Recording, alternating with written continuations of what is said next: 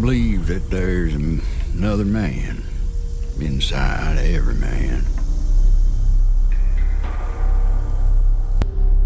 A stranger. A conniving man.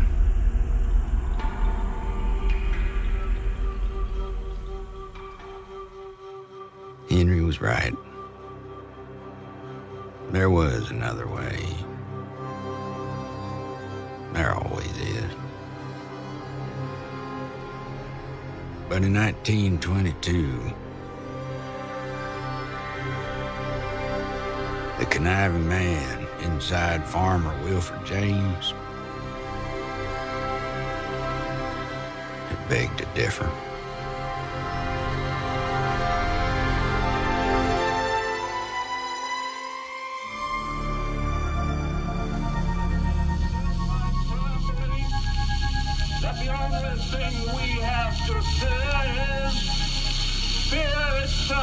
No.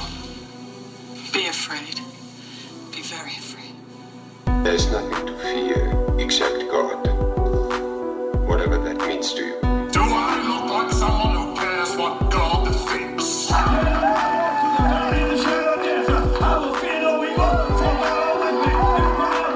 do I say this? Because we got Holy Ghost power! You're listening to a podcast exploring faith and fear, what scares us and what saves us. This is The Fear of God.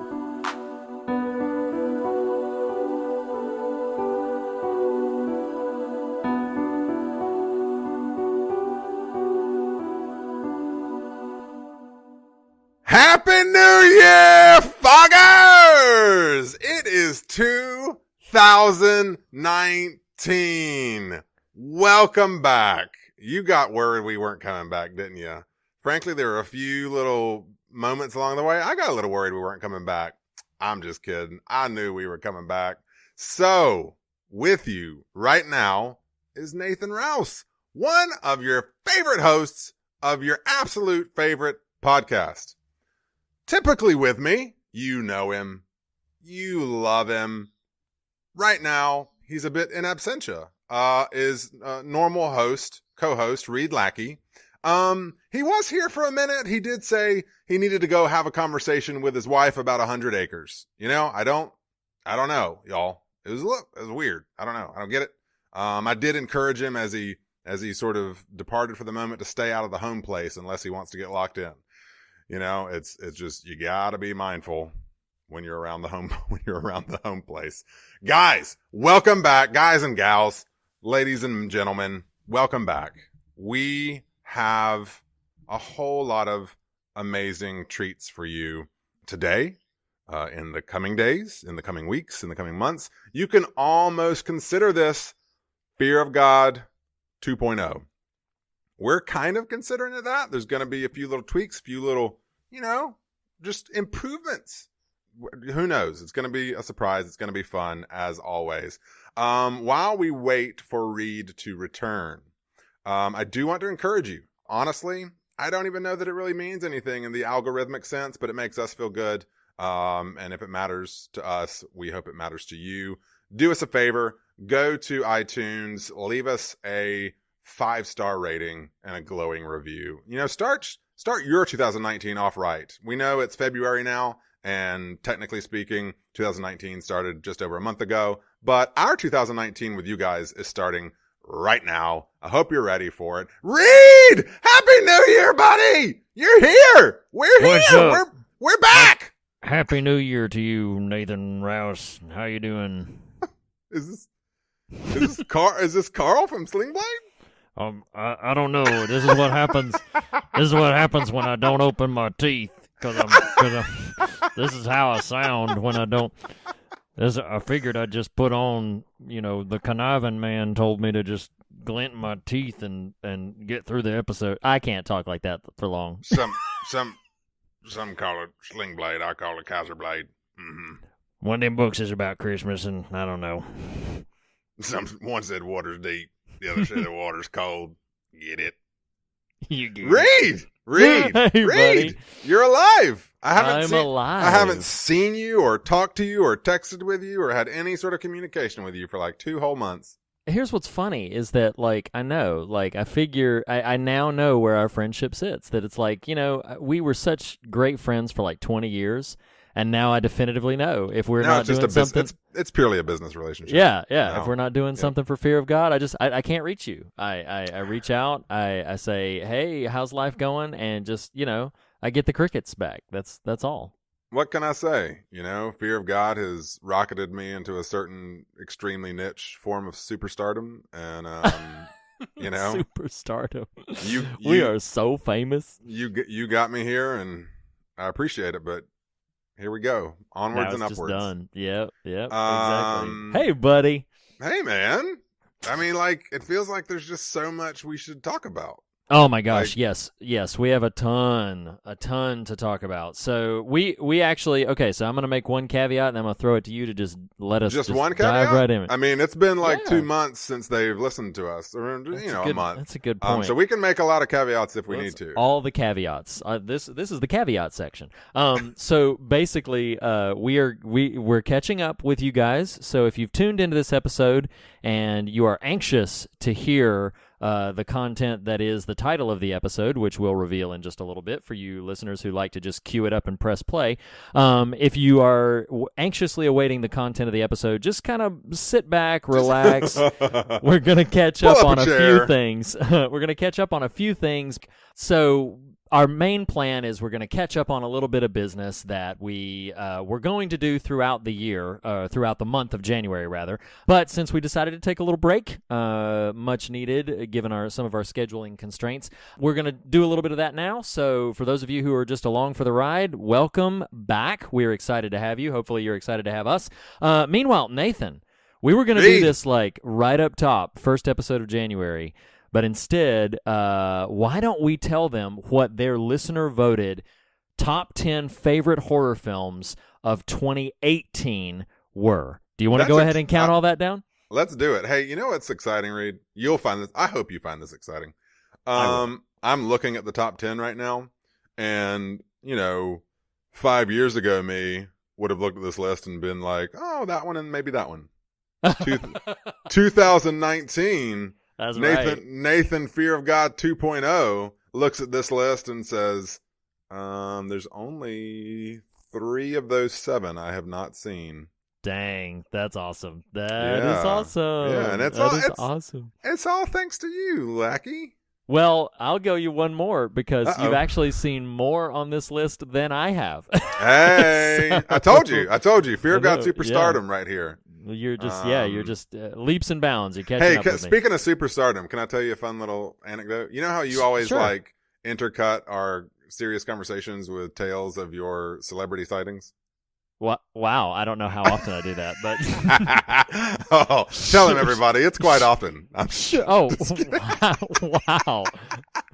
Wow! It's been a while. It's been a while. That's true. Just to be clear to our listeners, Reed and I have been pretty routine communication for the last month, so we really are still tight, you know. But funny. Hey, for my wife and I just celebrated our 15th anniversary, so that was cool. Is she the celebrity that you met? Oh, yes. Yep. She's the one. Aw, nice. She signs the autographs. And so for our 15th anniversary, we went down to New Orleans, which we had neither of us ever been to. And for all of the sport fans that listen to our show, both of you, we were boarding the plane. We were checking in to board the plane, and the, airline person was like, "Oh, you going to the game?" So turns out there was a massive NFL game happening in New Orleans the day after we arrive. Oh my gosh. And we literally had no clue it was going to be happening. So we're like the one couple going to New Orleans that really had no clue about this game. It's like this major tourist thing that they've probably been building to for quite some time. And we're like, oh, we're just going to the New Orleans. So to the New Orleans. I seen that French Quarter down there. Oh my gosh. 4 of them make a French dollar. And so we're so punchy. Yeah. I had caffeinated coffee like an hour ago. It is 9:00 Eastern time. Oh my gosh. So next week's episode is going to be insane. So we're in New Orleans. It's the day after the big game. The Saints, that's the football team that is associated with New Orleans. They lost. So the whole city is despondent. Well, we go to this pretty famous restaurant in the French Quarter. It's part of a hotel called Hotel Monteleone. So in this hotel is a restaurant / bar, and it's famous because it has a carousel for a bar. So literally it's got, what you envision of a carousel, that upper part with the lights and kind of the sort of like a big top at a circus visual. And beneath that is a revolving bar. So you can sit at the bar and it kind of turns the whole time you're there, and it's got this kind of feel to it. Well, we're sitting there, and all my nerds in the house will be like, that's pretty cool. This scruffy, good-looking fella walks right past us. And I, literally, like a foot from us. So he passes right by us, and I look at my wife, and I said, that is The Arrow. That is Stephen Amell, star of The Arrow. Wow. And she said, she didn't believe me. She was like, are you sure? I said, my actual response was, I would recognize that scruffy, chiseled jaw anywhere. And, well, then, you're going to love this, Reed. This is like my nerd leveled up here. All right. So he's chatting with a few folks at the bar who clearly don't know who he is. Well, his voice doesn't sound like his normal voice. And my wife picks up on that. She's like, I don't know. That doesn't quite sound like him. She's familiar with him. And she was right. I was like, no, I get it. And I did have a brief moment of doubt. But you know what, Reed? I don't follow sports in the least, but I follow people online who do follow sports. Stephen Amell is one of them. And I said, you know what? He was at the Saints game yesterday, and he was yelling the whole time, and he probably lost his voice. She was like embarrassed and proud. It was like equal parts. How on earth did you do that? Because that all happened in like 2 seconds. I came up with that in 2 seconds. Wow. So sure enough, he passes again. I was like, no, I guarantee you that's him. And that is why his voice sounds a little off. So I fabricate a bathroom visit and walk past him and say hello. And then actually have a bathroom visit. Yeah. Say hello, shake his hand, tell him I'm a fan. And then I said, you failed this city. No, I'm just kidding. I didn't say that. Wow. Anyway, yeah, I got to meet Stephen Amell. It was pretty cool. That is very exciting. I'm very happy for you. Between the two of us, we have met 2/3 of the DC TV universe. Well, I know you met Benoist. Who is the other one? Yes.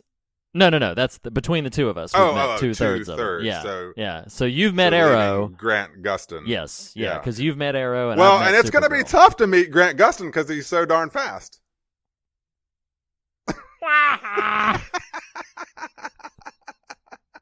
I just figured I'd let that sit there for a second. He's so I liked it. Great. Because what's great is your visual on my computer screen is really choppy, and I was like, I'm pretty sure he's still there, and he's just letting that joke sit, and I really love him for it. Anyway, so that's my fun little anecdote. Awesome. That happened to me in January. Let's get to this top 10 list, Riri. Do you want to start or do you want me to start? I'll begin. Okay, so number 10, one of your favorite horror films of 2018. Your 10th favorite, as a matter of fact, is the film Revenge. I am remiss to say I do not have the director in front of me, but I do know that this was the film that made some waves at the festivals and is a Shudder exclusive. Then I know that it is like a woman is accosted and assaulted, and the people who did that to her, I think, come to regret it. Unfortunately, I have not seen this film. I don't think this is one of the ones that you've seen either, right? You haven't seen this one? I've not seen Revenge. I've watched the trailer once or twice because I did ponder watching it one night. It does look pretty grisly. Honestly, the only reason I haven't watched it is just, I think you'll know this feeling. There's moments where you're like, I see this trailer, I kind of think I know the tone and more or less what I'm going to get, and I'm just not sure if I'm there yet at the moment. So it's I gotcha. Yeah. I get that. I'm sure it's actually probably quite up our alley, but sure. But no, well, 10th favorite horror film. Yeah, 10th favorite horror film of 2018. So, yeah. Now, so, what's number 9? The 9th favorite horror film of 2018 I did see. In fact, I polled some of our Fear of God pals one night between this and one of the other ones that I did not pick, that I have not seen. But number 9 is The Endless. Like you, I don't have the production team in front of me, though I did do some reading on this. This is a very strong flick that I'm going to make a push that we cover sometime this year. I'm down. It's one of those movies that has a really high concept, and but you don't totally have to get it to kind of enjoy the story being told. And it really propels a lot of thought and kind of consideration after the fact. So I really enjoyed it. What's really funny about The Endless, and I really should have gotten to it by this point, but I have actually seen the directors are a pair of brothers, and I've actually seen. I don't know if they're brothers because I don't think they are, but I do think they're close buddies. Okay, so but they like you and me. Yeah, we should make let's make a movie. make movies. Yeah, let's do that. But I have seen that's Fear of God 3.0. Exactly. We just start producing original content. So you heard it here first, folks. I saw their two previous films, Resolution and Spring, both of which I enjoyed quite a bit, but I just have not gotten to Endless yet. I'm gonna have to rectify now, that my soon. understanding is that one of those, and I don't know which one it is. One of those is a first film to Endless. Like, oh, really? You can watch Endless as I did and not really have to have seen whichever one of those it is. But the characters in Endless, I am pretty positive this is the case, are later down the story characters from a previous film. Wow, I really have to see Endless now because I'm so curious which one that is. Yeah, so that's really... maybe we'll do a double header of those two. So okay. That was the Endless. What about number 8 for you? So number 8 was a film that I know shocked a lot of people in terms of how much affection it got. I still have not seen it, but I want to, and that is The Meg, the big gigantic shark movie, which looked utterly ridiculous, but I did hear that while, yes, it is utterly ridiculous, that there was some kind of interesting things going on, specifically around the subject of grief.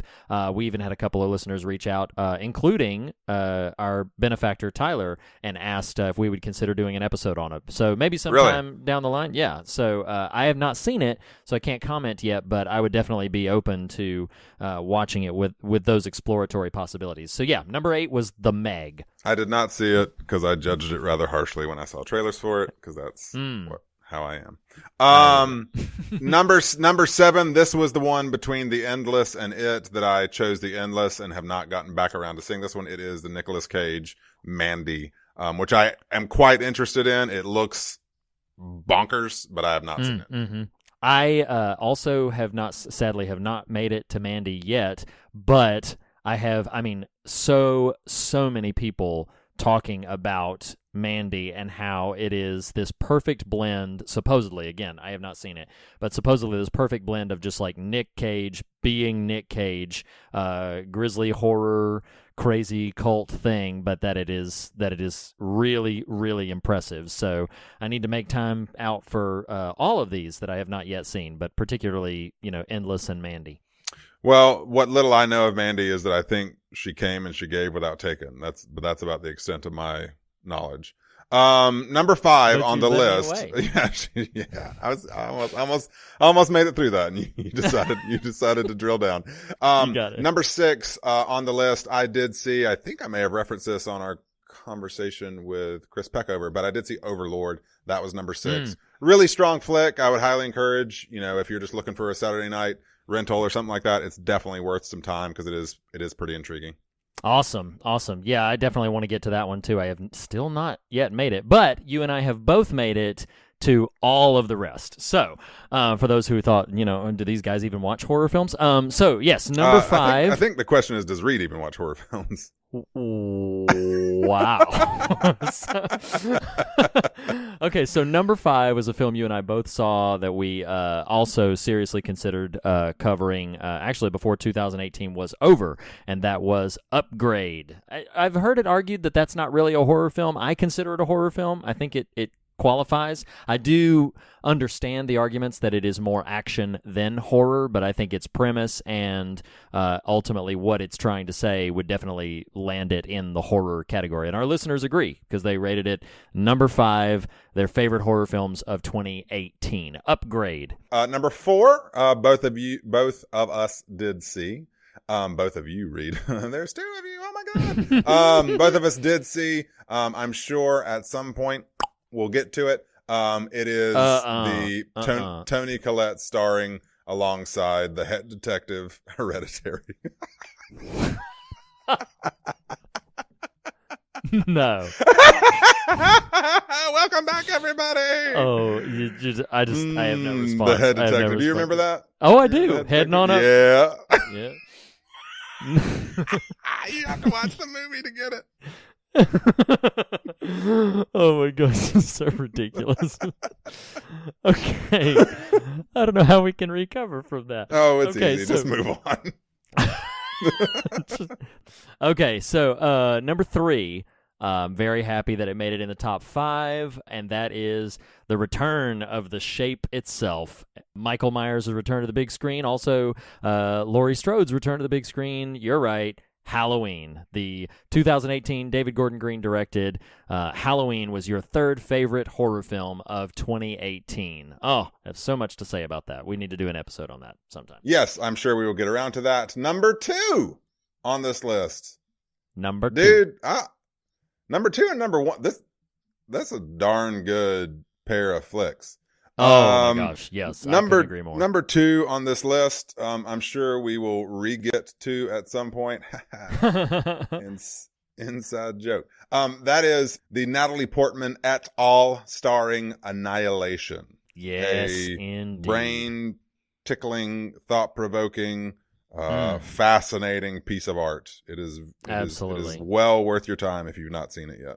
And honestly, I would consider it robbed of the number 1 spot in any other list. But your number 1 favorite horror film of 2018, supplanting the outstanding Annihilation, but I think deservedly so, is the John Krasinski directed A Quiet Place, which I definitely agree is a substantive achievement. One that you and I both, not only did we do an episode about it because we could not contain ourselves, but raved about it as well. I love that That's movie. a fantastic film, and we are recording the night after Emily Blunt won the Female Actor in a Supporting Role Award, SAG Award, for her role in A Quiet Place. That's awesome. Can I tell you a story about A Quiet Place? Tell me. So, we spent New Year's Eve with my mom and dad, who had come out from North Carolina to spend some time with us, and we like to have little movie nights here and there, and my mom and dad enjoy suspenseful films, and so do I, and so I had the brilliant idea that maybe hey, it's been a while since I saw A Quiet Place. I haven't watched it again. I got it as a Christmas present, and I would love to watch this movie, and so I started it not realizing that, like, my mom is quite easily terrified. I mean, the poor woman probably watched half the movie with her, and I just wasn't even like, oh yeah, this part's probably bad. Yeah, cover your eyes, Mom. No, I know. Well, that's what my wife said. My wife said, like, why did you suggest this movie? And I about halfway through the screen, I just kept looking at it like, honestly, I don't know. I don't know why I suggested this movie. This was a mistake. Put on Ferdinand instead. I mean, like, honestly, it was like, There's nothing quiet about Ferdinand. So, but yes. So, hey, sorry again, Mom. No. Yes, your mother should be apologized to for so many things. But your mother should be apologized to for so many things. Hey, Reed, it's 2019. It is Fear of God 2.0. You have created this monster that is Nathan Rouse, who's remarkably seen more of the top 10 horror movies of the previous year than you have. And I still can't believe it. And before we get too far down the list, y'all, or down see, you guys just need to camp out. Pull up a chair. It's cold as crap in North Carolina. So real quick, before I even get to what I was about to get to, we're going to play the How Many Layers. You remember on Living Color? This is the second in Living Color reference in 30 minutes. That's unbelievable. How many job you got? You know, it's like, not with you. It's hey not. man, how many job you got? Like I'm gonna play the game. How many layers you wearing? So Okay. I've got okay. 2 pairs of socks, 2 pairs of pants, 2 shirts. I got this Patagonia really nice jacket for Christmas that's like Aw. super thin, but like heats you up. I feel like a baked potato in it. So I'm wearing that, and I'm wearing a toboggan on my head, and I got my slippers on my feet, and I got a heating pad on my lap. Dude, it is cold up in my garage. So anyway, so that's how many layers you're wearing. So Reed, you have created this. I've just got a t-shirt. You jackass. You've created this monster, and y'all, Reed puts a hell of a lot of time into what he does behind the scenes for the fear of God. So he knows I'm prepping a little surprise for him, but he has no idea. So like real talk, y'all, on air right now, I'm surprising Reed. So Reed, Oh, no. I wanted to do a little treat for you. So, and ultimately for the foggers. I want you to go. Do I want to prep it more? So, it's Fear of God 2.0. I have no idea what's about to happen. It's like a whole new era. He really doesn't, y'all. I sent him an email and I said, don't open it. In fact, the subject line is laced with profanities, encouraging him not to open it so that it wouldn't, tip my hand of what I've got. As if that's ever dissuaded me from opening. Or that's uncommon at all.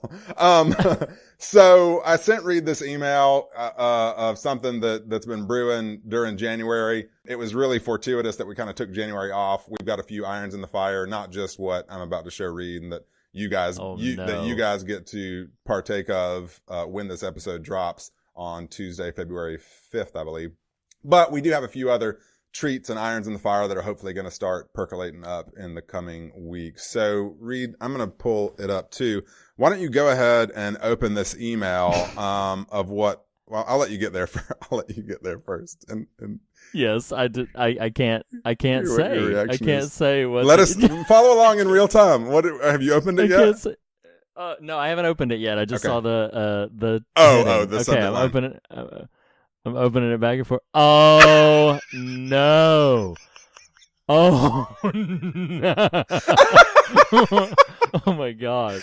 Oh my gosh! Listeners have no idea what they're in store for. They don't. Oh my gosh! So what? Oh my gosh! You really unintentionally, totally teed me up for this. So. How? This is by brilliant. referencing my having overtaken your watching of these movies and creating this monster that is me. So, y'all, what Reed is looking at right now, and I need to give a dear friend some props. There's a gentleman, Jacob Hunt, who is a new listener to The Fear of God, but he is a longtime buddy of mine. We go back, 25 years. This is amazing. Who is an accomplished artist in his own right. And I've been talking about this for some time, would occasionally reference it to Reed, but I had, during the off season, commissioned from Jacob what is going to become the brand new Fear of God art. There's going to be multiple versions of it, Reed, just FYI, variations of the font and the stuff. So what? Oh my god! So what I pitched, this is actually not the final version. It's going to be colored and all that stuff. He just kind of ran out of time, but it's going to be prepped for next week. Wow. So I told Jacob, I was like, hey, in a perfect world, it would be photos, but Reed and I never see each other, and it's really hard to pull that off. So I, again, commissioned Jacob, who's an exceptional artist. And what Reed is looking at right now is an image of what will be our new show art. And it is the two of us, but it's not just the two of us. It is the two of us as I have come to affectionately refer with Jacob as Frank and Nathan and Dr. Readinstein.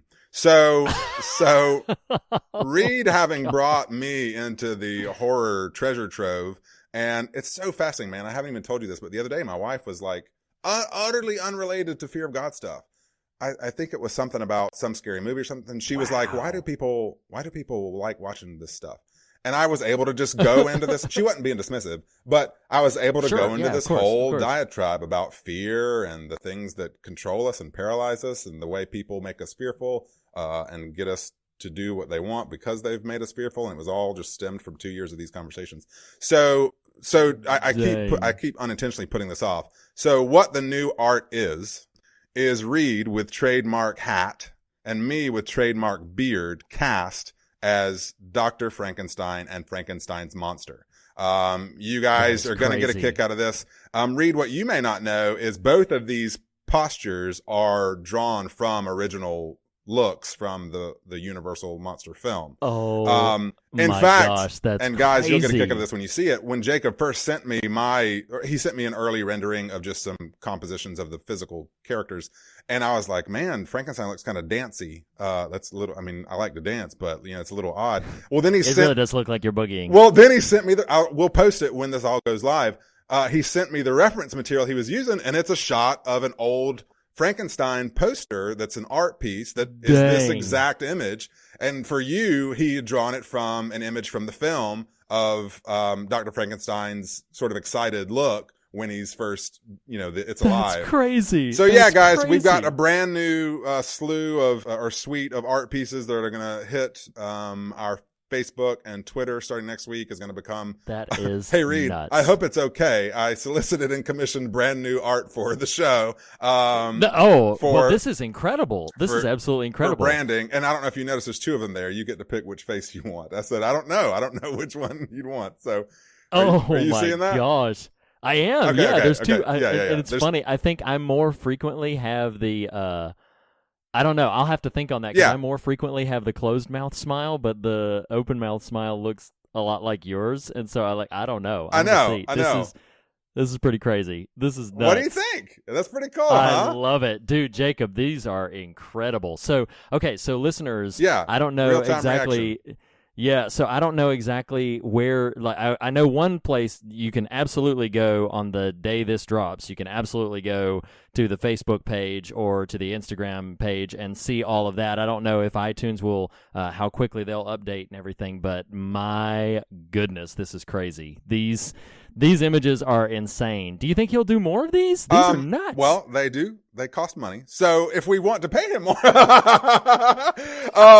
but he's doing a suite of them that are multifunctional across various formats. So there's going to be a piece that's just the title. There's going to be, I did ask him, he's going to work on pieces that are just the individual characters. So like you, Reed, can post your Dr. Readinstein as your profile or whatever, so there's a lot of of functionality we can draw out of this existing. This is incredible. Oh, this is incredible. If you want to go look up Jacob's other work, you can go to jacobhuntcomics.com, as said, or rather spelled exactly how it sounds. Jacob Hunt, Hunt, comics.com. And so thank you so very much, Jacob, for helping chart the course of Fear of God 2.0. We've got some other treats in store, even towards the end of this episode, that hopefully will continue to cement what is going to be a brave, bold new era in the Fear of God verse. That is really, really awesome. This is pretty incredible. That is pretty incredible. You like that? Oh my gosh, that's awesome. So when you guys take a look at this, I'll tell you, I'm sure, Reed, you're experiencing something that happened to me. There is nothing weirder than looking at an image of not you. Yes. Right? That is true. That is true. I'm sitting here, I'm like, dang, that is me, but I don't even know. Listeners can't see my stunned expression as I'm like, oh my gosh. And we'll post the various versions. So like there's an unshaded version. Jacob can inform some of the lingo here to better talk about what we're talking about here. There will be a colored version that's the final, that's what goes up. But he initially sent me the sketch of my face you're looking at there, and it was like just the face. And so I opened it and I was like, oh my gosh, this is creepy as crap. It's like, it's me, awesome. But it's not me, but it's me. Oh my God. Anyway, man. Fear of God 2.0. We are in full effect. That is nuts. Absolutely nuts. So yeah, we looked back at the top 10 2018 horror movies. We are celebrating looking forward with brand new Fear of God branding and art. So Reed, it has been just so long, and it's been weird. I've been burning to ask you this thing for quite a while. Like, despite the fact that we have been communicating off pod for 5 weeks now. I just gotta know what you're watching. What are you reading? You can tell I've got coffee in me and I'm excited about new art. What are you listening to? Tell me. Yeah. Oh my gosh. Yeah. That is awesome. All right, That's great. sweet. It feels good to hear that song again. That Yeah, feels good. yeah, that was I like just it. for you. I like it. That's awesome. So you asked me, what am I watching? What am I reading? Well, you know what? Okay, so this episode has already gone kind of long. Everybody buckle up. We'll get to our film in just a moment. Hey, or in just a few moments. Listen, there have been 4 weeks. Well, there's been 3 of 4 weeks with no content. Ladies and gentlemen, I do want to give Good Reed point. further public props for that Shyamalan episode. Good work, my friend. That was really fun, and I Thank enjoyed it you. a lot. I appreciate Perhaps we'll see more formats like that in the future. Regardless, we've had a whole month with no new content. I think we're okay to go over a little bit. Regardless, continue. Carry on. All right. Sally forth. Carry on, Christian. What? Oh, crap. Carry on, my wayward son. Yeah, carry on, my wayward son. Onward, Christian soldier. Just all of it. Okay, so I saw, and you did as well, the culmination. Again, you referenced Springtime for Shyamalan. I think it only fitting in our first episode back because we issued that episode prior to having seen M. Night Shyamalan's latest film, Glass. And now we have both seen it. So if it's okay with you, why don't we make our What You Watch and Read and Listening to a brief conversation about M. Night Shyamalan's film Glass? Does that sound okay? Let's do it. Let's do Let's it. do Let's it, just pal. do it. Old buddy, old pal. We're locked in here with in this padded room together. You're a bit comatose and catatonic. I'm wearing a dress, etc. It's just let's have a conversation. Read. All right, let's do it. Let's do it. Okay, so tell us. Do you? I'll go first. Do it. So when new films are coming out that I already know that I'm going to see, I actively avoid specifics of reviews, but I do dive in to just mostly for expectation management. I do look at things like Rotten Tomatoes, not the like what the specific reviews say, but just, okay, in general, audiences feel this way about it. In general, critics feel this way about it. And now, that I'm on Letterboxd, and now you are too, yeah. Nathan Rouse. 2.0. So I will generally, that's right, I will generally scope out how are some of my peers and friends feeling about this particular content. So Glass was getting from both Rotten Tomatoes critics and most of my peer friends, it was getting pretty tepid responses. Some people were, and I think you were kind of in this camp, which were, there's a lot to like about it. Don't speak for me.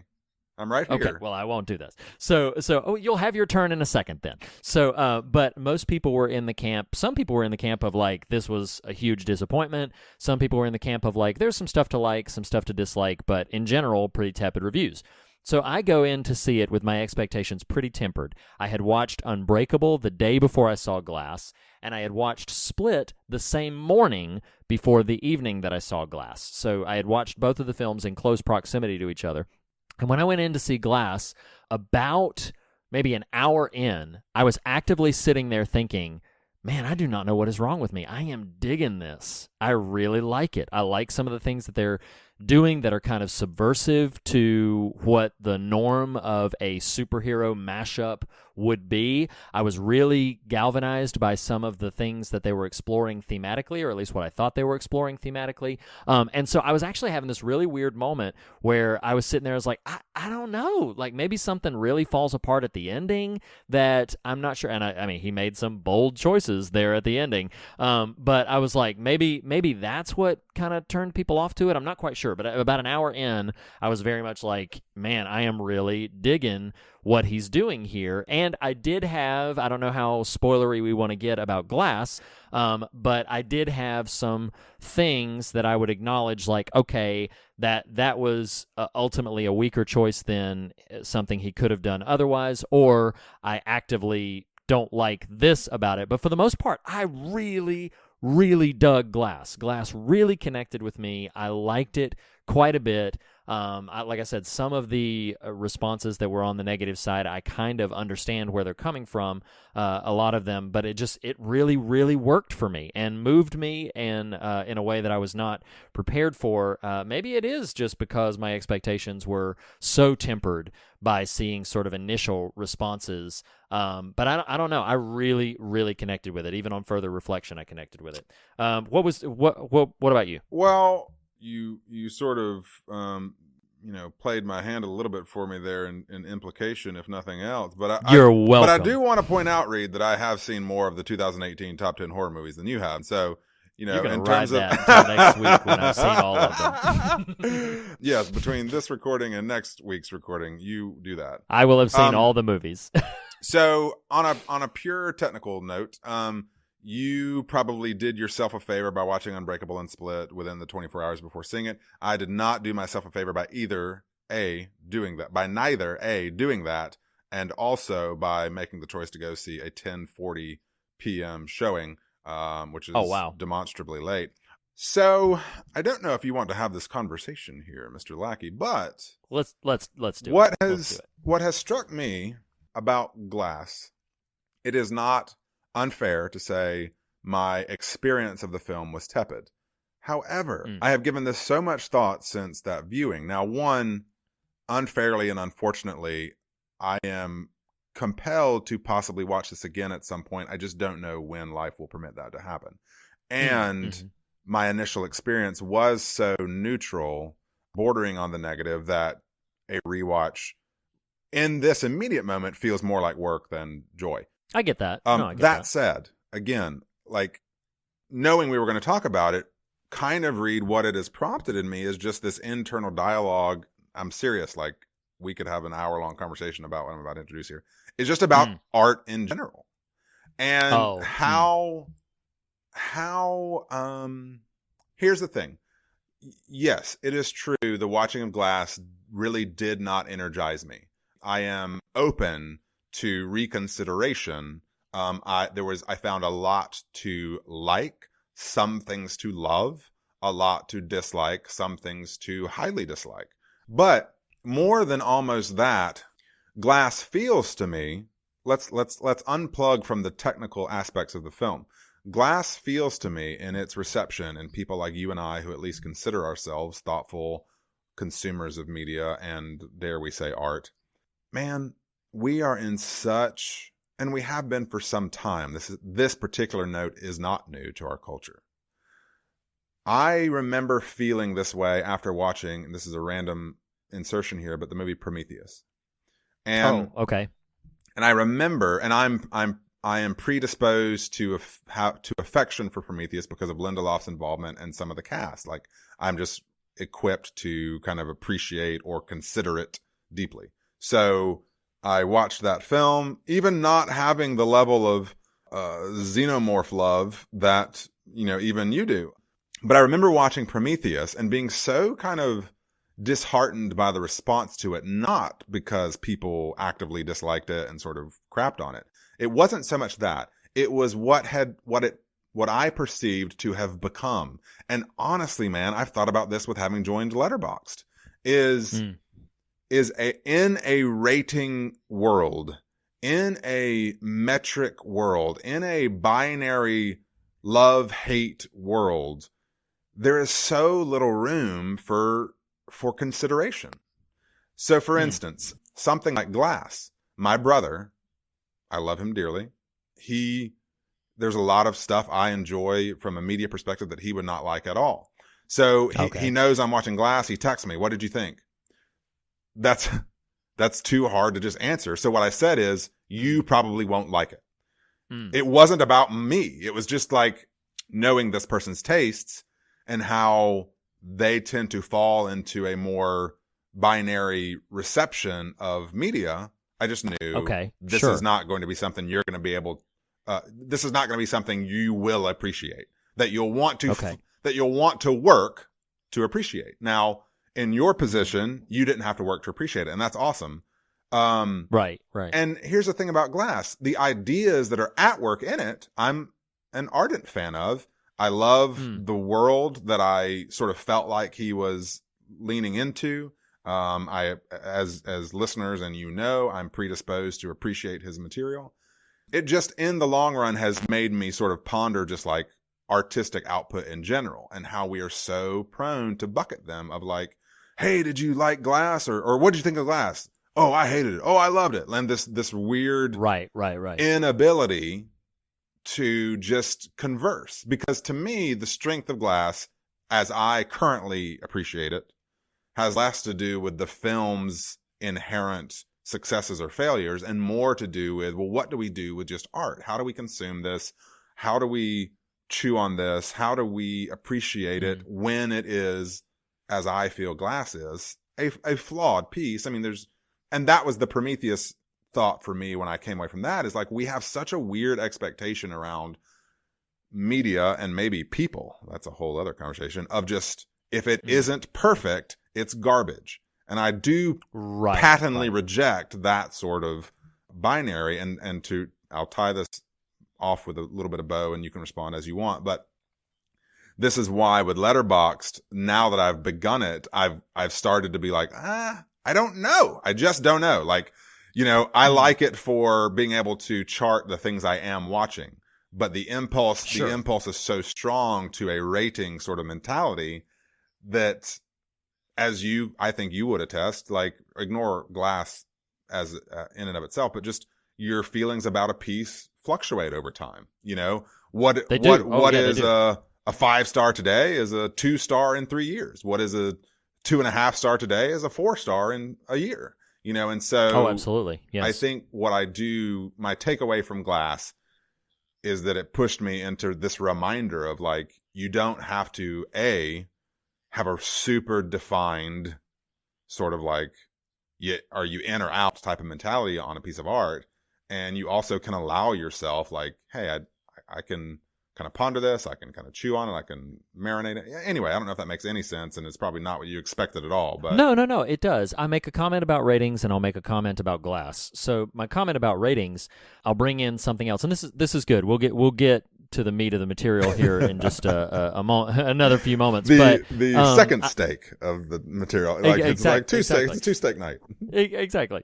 But my feelings on ratings, one film that has been incredibly fascinating for me to sort of follow has been The Shawshank Redemption, because I made a comment, and I even wrote a blog post about it middle of last year, where that film has had an interesting journey in my understanding of tracking its popularity and not.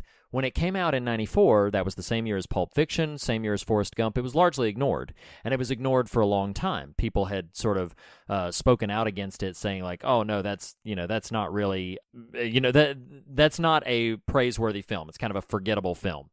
Well, then it got home video release and then rises to like the top of IMDb. IMDb still has it listed as the number one highest rated, most often rated film. And then fast forward about 10 years later, and you have people calling it overrated, and people saying like, oh yeah, I mean, everybody mentions Shawshank Redemption, fine, that's such a populist film, that's not a real, that's not a really high art cinema, that's just for the masses or whatever. And what's been interesting to me to consider those three different sort of eras of reaction to the film is the one thing that has remained utterly constant is the film itself. So it's exactly what you're talking about. Like your rating system at a 2 right now, you're in a different place 5 years later, you see that film, something really connects with you, and it might leap up to a 4. And then maybe a little bit later, the same film might not quite push the same buttons and would, lower back down.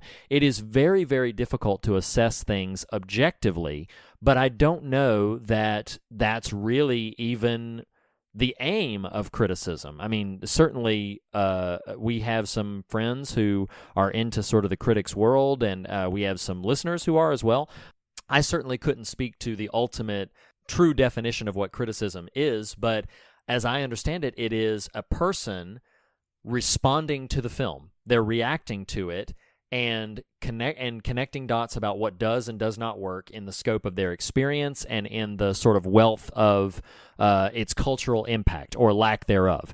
So to not be so intellectual about it, just bottom line, like Glass was the type of thing that, again, I do think it benefited me from watching Unbreakable and Split so close to it, because a lot of people have complained about the pacing of Glass, but I found it to be faster paced than Unbreakable, which really surprised me because a lot of people really loved Unbreakable, but I was, personally speaking, I was like, Glass moves quicker than Unbreakable did in terms of getting to the point. But there was something countercultural about Unbreakable when it came out, and we didn't have a glut of superhero movies, and there weren't these other sort of cultural factors to play into what people were wanting from Glass and expecting from Glass. And I'm not saying that, alternate interpretations to mine, or that mine as an alternate interpretation are incorrect. It's just simply, it worked for me, it connected for me, and I really felt like, and we've talked about this before in different contexts where I say, like, that filmmaker just speaks my language, or like I'm the audience for that film, and maybe it's just as simple as that, where it is like, hey, I'm the subset that can really connect to what's trying to be done here. One thing I will say about it, as an overall defense of M. Night Shyamalan, I don't know that a lot of people know this, but with The Visit and Split, and most especially with Glass, he has put his money where his mouth is. Like, he himself funded the production of The Visit, he funded the production of Split, and he funded, at the tune of $20 million, the production of Glass. All these other studios, including Blumhouse, all they did was handle distribution. The actual making of the film, he did it with his own money and made the film he wanted to make. And I do still admire that. Whatever people may feel about his particular proclivities, I greatly admire, like, he's willing to be like, no, I will put my cash on the line to tell the story that I'm trying to tell, and stayed true to what I believe he ultimately was trying to do. And that's not going to work for everybody, and it doesn't really have to. And it did happen to work for me, and I'm glad it did. But it doesn't necessarily need to extend, far beyond that realm. Well, and the other thing, as you outlined a minute ago, just the weight of expectation is high, and it's an unfortunate sort of thing that does exist. Sure. I do... Stating again, I do think the moment will come where I rewatch Glass and have a bit more sober eye towards it, and perhaps even in a trilogy viewing, and can gain some more appreciation for it. That said, I do celebrate his kind of renaissance, and do sincerely, anxiously look forward to what he does next, now that particular sort of chapter is closed, and it's possible I just had too much mixed into the expectation factor on Glass. I don't know.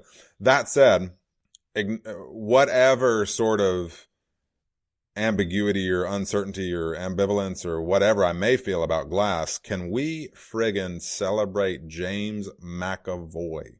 Oh my gosh, he's a freak of nature. Gosh. Yeah.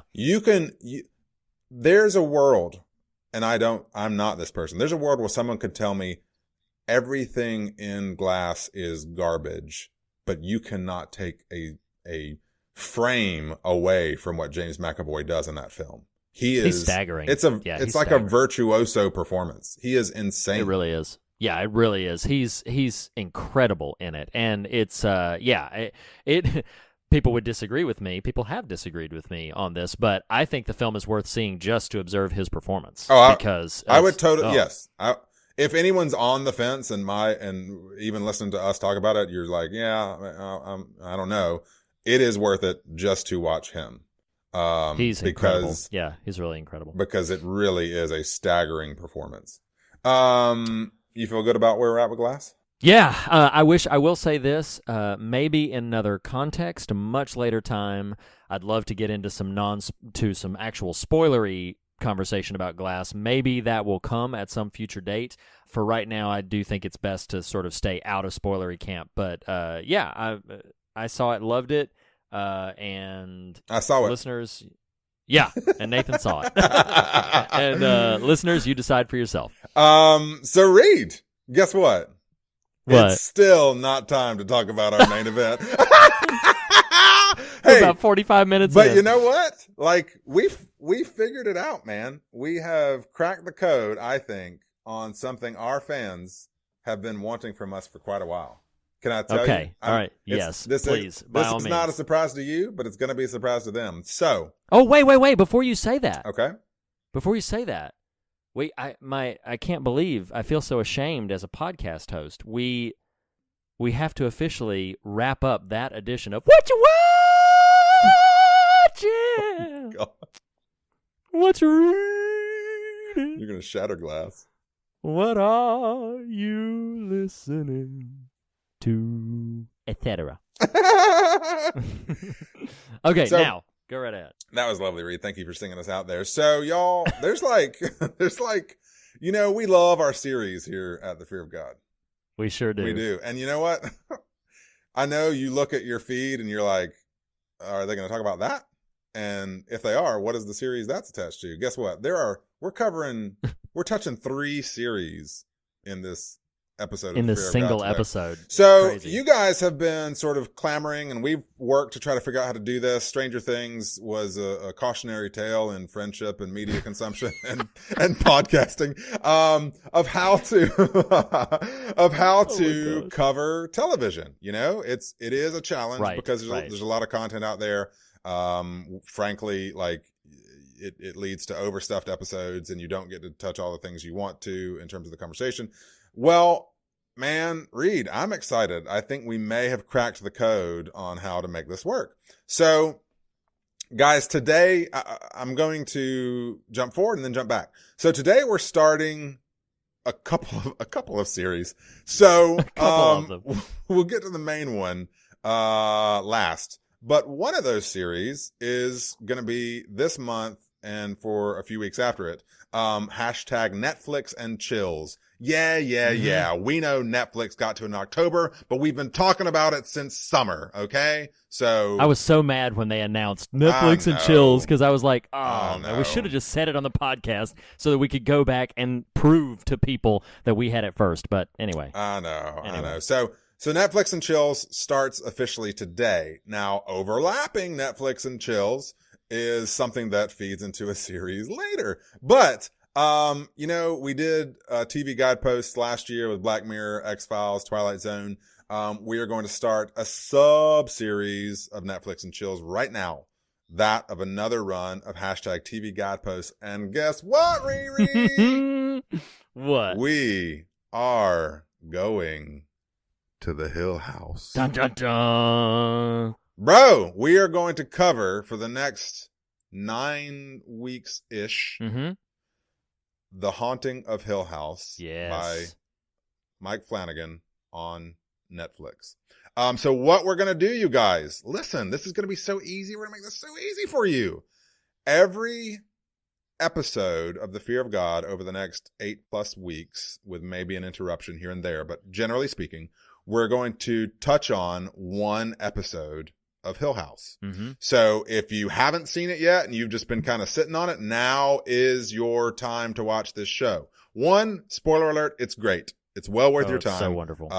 It's very effective on very, very, very many levels. For how we're going to do this is each Fear of God episode, we are going to just discuss briefly one episode of The Haunting of Hill House, specifically a couple of likes and dislikes, a couple of scares, completely ignoring production content except for maybe episode 6, and completely ignoring thematics. So what's going to happen is we're going to do individual Hill House episodes until we do one full Fear of God episode at the end, covering the final 2 episodes and all thematics and various other things that we have not discussed up until then. Does that make sense, Reed? I love it. Do you think you can follow along at home that way? I think so. So Okay. yes. So one episode per for the next Yep. few weeks. And that'll give you some time to watch it. You don't have to binge Yep. it all at one time. Nope. So we're about Thank I know, right? We're about to discuss episode 1 here in a few seconds, and then tune in next week to hear our brief discussion about episode 2, and so on until we culminate into a final conversation about the series as a whole, which will be a full episode in and of itself. Yes. So do know the next 5 to 7 minutes is going to be about Hill House. If you have not started Hill House, jump ahead. Go ahead and start it. Just know the next 7+ weeks, 8 weeks, however long, we're going to be talking about it. So start following along at home. Jump ahead if you've not started it at all. Let's do this. All right. So, Riri, episode 1 of Hill House. A couple of likes and a couple of dislikes. I will name one that covers a multitude of things. Okay. A like I have is some of the frickin' framing in this movie. I'm sure there's a more technical term for that, but what I wrote is you can tell this series was crafted by a competent, conscientious, considered filmmaker. The composition of the shots is stinking expert, namely ones that jumped out to me. There's two of them, both involve Nellie and the bent neck lady. Oh my gosh. Actually, just literally both of the scenes in this episode that cover that. One is when in the foreground, cutting the screen, is Nellie laying in bed as a child, her body facing the screen, and in the back, very subtle until it's not, is the bent neck lady encroaching upon the bed. It's just a fantastically composed shot. The second of which is her laying on the couch, and they reiterate this, kind of imagery multiple times throughout the series. But her laying on the couch, the way the camera moves from her staring at it, just bewildered and frightened and terrified, to how it revolves to the side, and then you see the bent neck lady's hair just hanging limp. Oh man, it is some effective framing. No, it absolutely is. Yeah, no, it absolutely is. I'll speak to something about that. I think the tone of the show is immediately arresting. You talk about the framing of shots. I think it's not only expertly crafted visually, but I think the balance between emotion and fright lands in a way that I think not very many filmmakers can pull off. You could be genuinely touched or moved by a particular exchange in 1 second and then immediately leap into something pretty horrific in the next second. Like you mentioned that bent neck lady shot when the dad gives this whole speech about dreams spilling over. I'm like, wow, that's a really nice, tender, touching moment leading right into the reveal and emergence of that bent neck lady. And I think the first episode does a really good job of just establishing all of the different characters in a nutshell. It's obviously, if you've seen this episode, it's Steven's episode in Deep Dive, but they do a really good job of establishing all of the different characters that you're going to see interact and fleshed out in the coming episodes. But they do a good job in this. And it's funny. I had a similar note, like, now it's kind of impossible to consider this in a vacuum. Like, if this was a more episodic week to week kind of run, we have the benefit of being able to watch it all at once if you want to. But that opening episode, which I suppose effectively is a pilot, like, for a series featuring 7 lead characters, and some secondaries, that jockeys between 2 primary timelines, even it with multiple spokes off of it. To create an opening episode that bounces back and forth through time amidst 7 characters, it does so much. Now, I have the benefit of having already watched the series once through, so I've got kind of a handle on a lot of stuff. So it's possible if you're starting it for the first time, it can be a little confusing perhaps. But knowing all that, it does a really impressive job of touching all of the correct nerves to prep you for what this series is about. I agree. It's deep, it's rich, it's resonant, it's scary, it's effective, it's heartfelt, it's moving. It is a really great opening episode that culminates, and I can't remember exactly, it's the latter part of the episode, but that culminates more or less with what is effectively the defining moment of the whole series, and that's them fleeing Hill House. That scene is dreadful. Yeah, it really is. It comes about 2/3 of the way through the episode, and and it's absolutely harrowing. And you don't know, what I loved about the show was that you don't know, and again, I've seen it all before as well, but with this first episode, it's nice to touch in and see, like, wow, they really do flesh out. If you watched it and you're watching it for the first time, that first episode, like Nathan mentioned, might be a little jumbled or confusing. Take heart, they touch on all of the different things that they're referencing, and it all does make sense as the show progresses. But yeah, there really is no fat on that series. Like, it is a very considered piece of work, and it's impressive for being so. I do have a couple of dislikes, then we can jump into scares. Bless her heart, I am just not, and I even think she'd probably be a really nice human, a really nice person, but I am not a fan of Annabeth Gish. Really? Oh, wow. Jokingly refer to her as Agent Reyes because she was a late X-Files edition, and she was really stilted and cardboard there. Whatever her style of performance is, I have never really been able to get on board with. And now I think she kind of works for this piece, but she just so, like, buttoned up and just highly articulated type of line deliveries that have never really done it for me. I got and anyway, so that's a mild dislike. Anyway, that's a me. Thing.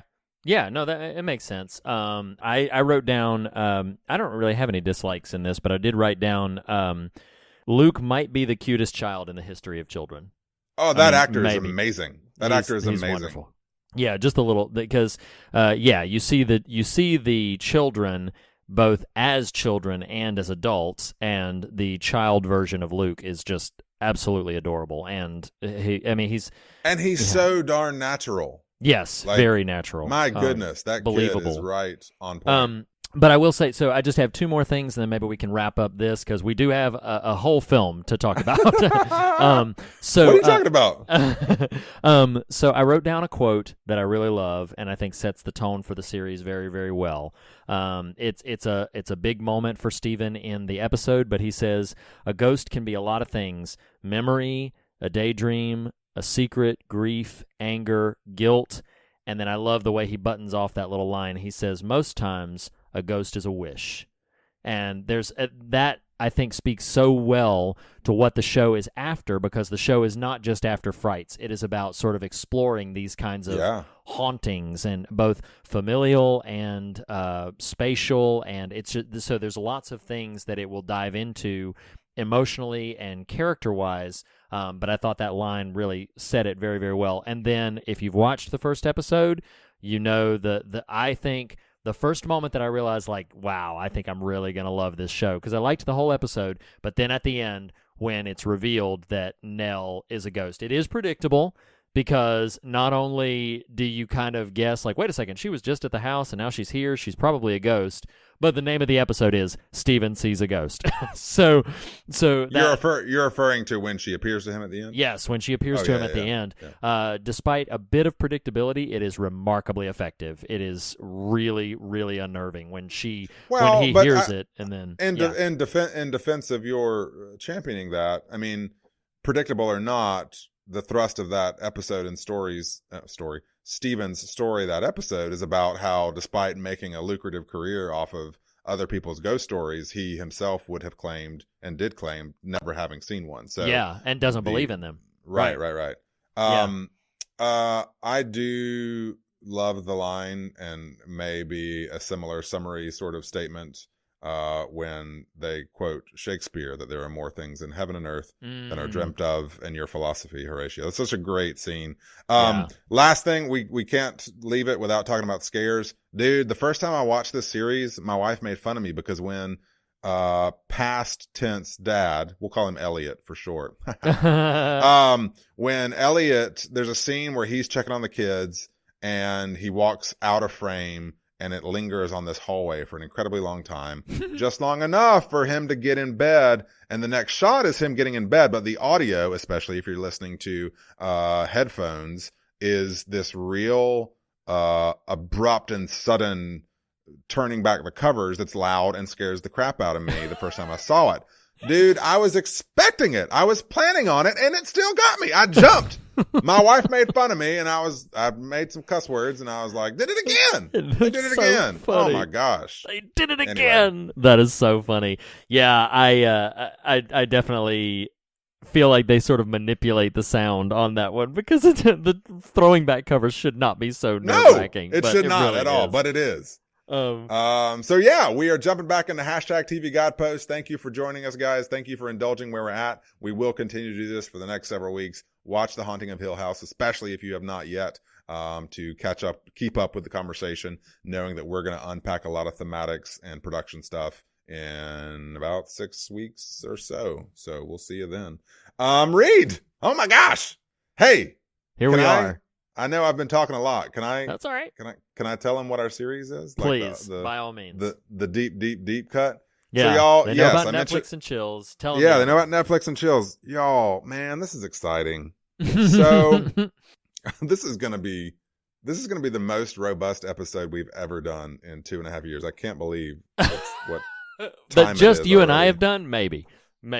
Right. We'll always have Stranger Things. Well, will we? I really don't think we will, actually. That's funny. We'll always have each other, and we'll watch Stranger Things. But anyway, so 2 years ago, we did Universal Monsters. Last year, we did an overarching Hitchcock block of episodes. So we try to do these umbrella sort of series. It's a plural of series. Series? Series. I think that's just not series. right at all. Yeah. Yeah. These umbrella runs. No, that's not right. That's not a good one either. That's never good. Just having that. An umbrella series. We did the Universal Monsters. where we You with your umbrella runs. oh God, you're gonna need an umbrella if you're behind that guy. No. Yeah. So we did Universal Monsters 2 years ago. Last year we did Alfred Hitchcock series. So Reed and I have been wrestling for a while. We've touched on a couple of this creative person's works in our time on The Fear of God, but this person has a lot of minor works and some other major works, and we were just like, how do we do this without betraying some of the thread we've already started developing? And y'all, it just clicked with me. Like, so here we go. Read. Our Nathan. 2019 Umbrella series is going to be about works lesser and major of the one and only Stephen King. We are doing it. We're doing it. There's a lot coming this year. Now, why it's most apropos or why it worked this year, if you are an ardent fan especially of Stephen King, and I think I'm there, but I know there are like a lot bigger Stephen King nerds even than me, you will know that the number 19 holds a lot of significance in the works of Stephen King. If you're unfamiliar with this sort of bit of business, go read the first Dark Tower book, The Gunslinger. He talks about it at length in the preface to that book. It shows up multiple times in the Dark Tower series. It's just one of these iconic sort of Stephen King isms. And I thought, Reed, what better time to do a series on Stephen King that might happen to be called 19 than in 2019? That's exactly. Just simply hashtag 19. Dude, we're doing it. And on top of that, this week particularly, it overlaps, underlaps, I don't know, however you want to say it, with Netflix and chills. Yeah, umbrella runs. With Netflix and chills. Today, y'all, we are talking about the adapted from Stephen King's short story Netflix film 1922. 1922. Over an hour into our first episode back is the first time we actually said the name of the film we're covering. They won't all be like this. That's not what Fear of God 2.0 is going to be. We just had a lot of catch up. Or will it? We haven't Or will seen it? our Or friends. will it not? I don't know. You know what it's like when you see your friends after a really long time. You spend probably 2-3 hours before you really get to what you're actually talking about. You know, like you don't just come. Yeah, you sit out, you hang out. That's what we were doing with you listeners. Hopefully you enjoyed all of that. But yeah, so 1922. Don't get too far down the path here. 19, okay. Stephen King. Reed, are you excited about the fact that we're talking about the works of Stephen King this year? Yes. Do you want to give any previews to that? Yes, because what I had bemoaned for a long time, you and I are both so rabid fans of Stephen King, and we have a really nice sort of, little brand that we run through every 25 episodes or so. We do a quarterly King. We've had some great conversations, talked about Carrie, The Shining, talked about It. We just recently covered The Stand. Well, not just recently, but, The Stand was the most recent quarterly King. And I was kind of being like, man, I really kind of wish we could find an excuse to get to some different Stephen King stuff more quickly. There's lots of stuff, and I don't want to hold it all for like quarterly Kings, because that's only once every 25 episodes. So when you approached with this idea for 19, which is, a mystical number, as you've already alluded to, in Stephen King's canon, it was something that I really was very excited about. So this year we've got a few, I don't want to call out specific works that we're doing, except for 2 or 3 that we know we're going to do. I know we are going to be talking about It Chapter 2 when It Chapter 2 comes out. We're going to cover Pet Cemetery, when the new film comes out, probably going to invite the entire crew from The Stand and from It back to, our version of the Losers Club and Flags Vegas, as it were. We'll bring them back for the Nathan dubbed Pet Seminarians, if you will. We'll call them that.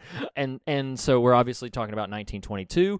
I'll go ahead and preview that in a little bit. Connecting to yet another series. This is just going to be series connecting to series connecting to series, But connecting to yet another series, we're also going to be diving into Gerald's Game sometime here soon. So there's lots of things on the horizon, but there's also a good dozen to 15 other ones that we're kind of considering that we may or may not get to. So those are some definites. There's some more exciting ones on the horizon. So and exciting ones. To your point about wanting to cover more of his stuff, like, what is not helpful to us in the best way possible is his works are seeing an explosion of they are adaptations and coverage in a way that, I mean, correct me if I'm wrong, hasn't been seen in probably decades, at least not to this volume. To this volume, it's never been seen. Yeah, right, I mean, he was major in the 80s, but even in the 80s, it can't compare to the sheer massive amount of material that gets adapted, both in TV, film, Netflix series. I mean, all these different things that are coming out. Major motion pictures. Yeah, we just posted to the Facebook group the other day a TV series about The Outsiders coming out. Mr. Yes. Mercedes has already come out. There's a Dr. Sleep film in prep right now. And directed by Mike Flanagan of Hill House. Yeah. Look at there. To clarify, too, you referenced Pet Cemetery 1. If you want to know where that one lodges in Nathan's memory, go listen to episode 1 of The Fear of God. That's all right. Actually, don't. It's just a fair episode. I'll tell you, Pet Cemetery scared the hell out of me when I was in 5th grade or 6th grade. And here we are again. Time is a circle. Oh, man. But sometimes dead is better. Yes. To give fans of the show a heads up, we are going to be covering both the new film starring Jason Clarke, John Lithgow, and I'm sure other folks whose name are not in front of me. But we're also going to in tandem be talking about it in relationship to the written work, the prose work. So absolutely, if you've never read that book, it's scary as crap. Go ahead and pick it up. That movie comes out April 6th. Our episode will release sometime in that time frame. But yeah, it is a good year to be a Stephen King fan. It's a good year to be a Stephen King and the Fear of God fan. And that is you guys. And finally, Reed. Finally, we can get to 1922. It is here. 1922. It's 2019, but it might as well, in some of the themes that work in this movie, be 1922. Let's do it. That's true. My gosh, that's true. Okay, so I need to know from you.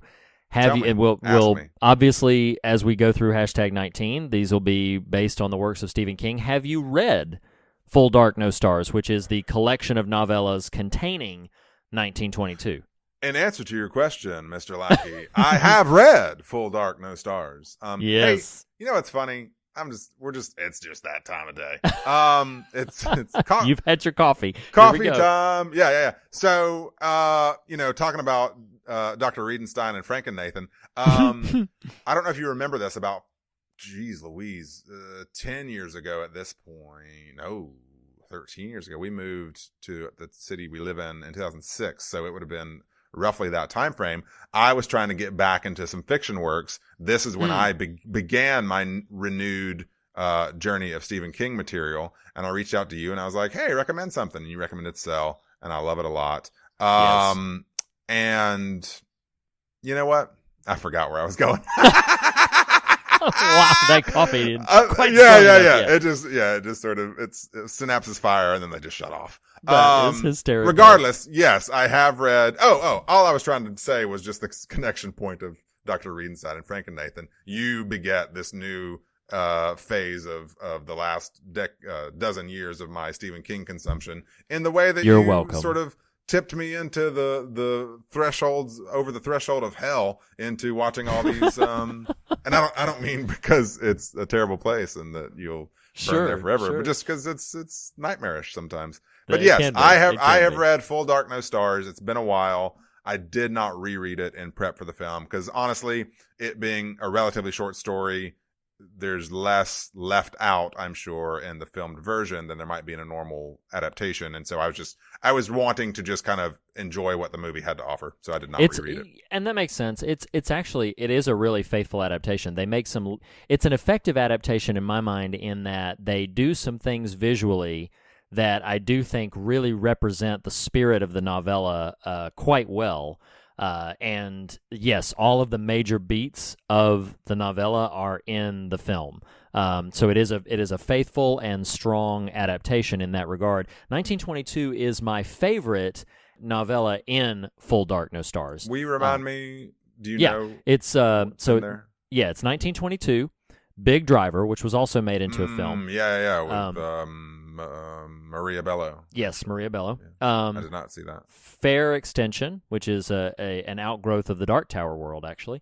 And then is that the airplane buddies? That's where they meet in the bar. That's where the guy meets in the bar. Yes, but is that the one where one of them? It's a sort of guy has a luck turn around because he made a deal with the devil kind of thing. Yes, that's exactly what it is. Okay. Yes, the exactly. airplane buddies thing I'm thinking of is I think the devil character or whatever malevolent creature person he is isn't he at like an airstrip or something? I don't know. I would need to reread it to recall. For some that. reason, an airstrip kind of stands out to you. Yeah. Yeah. And then the fourth one is A Good Marriage, which has also been adapted. Oh, yeah. I did not watch that film yet. I've seen all of the films associated with it. 1922 is the best film, and it's the strongest novella. The paperback version of Full Dark No Stars also included a grisly little story called Under the Weather, but that's only in the paperback version.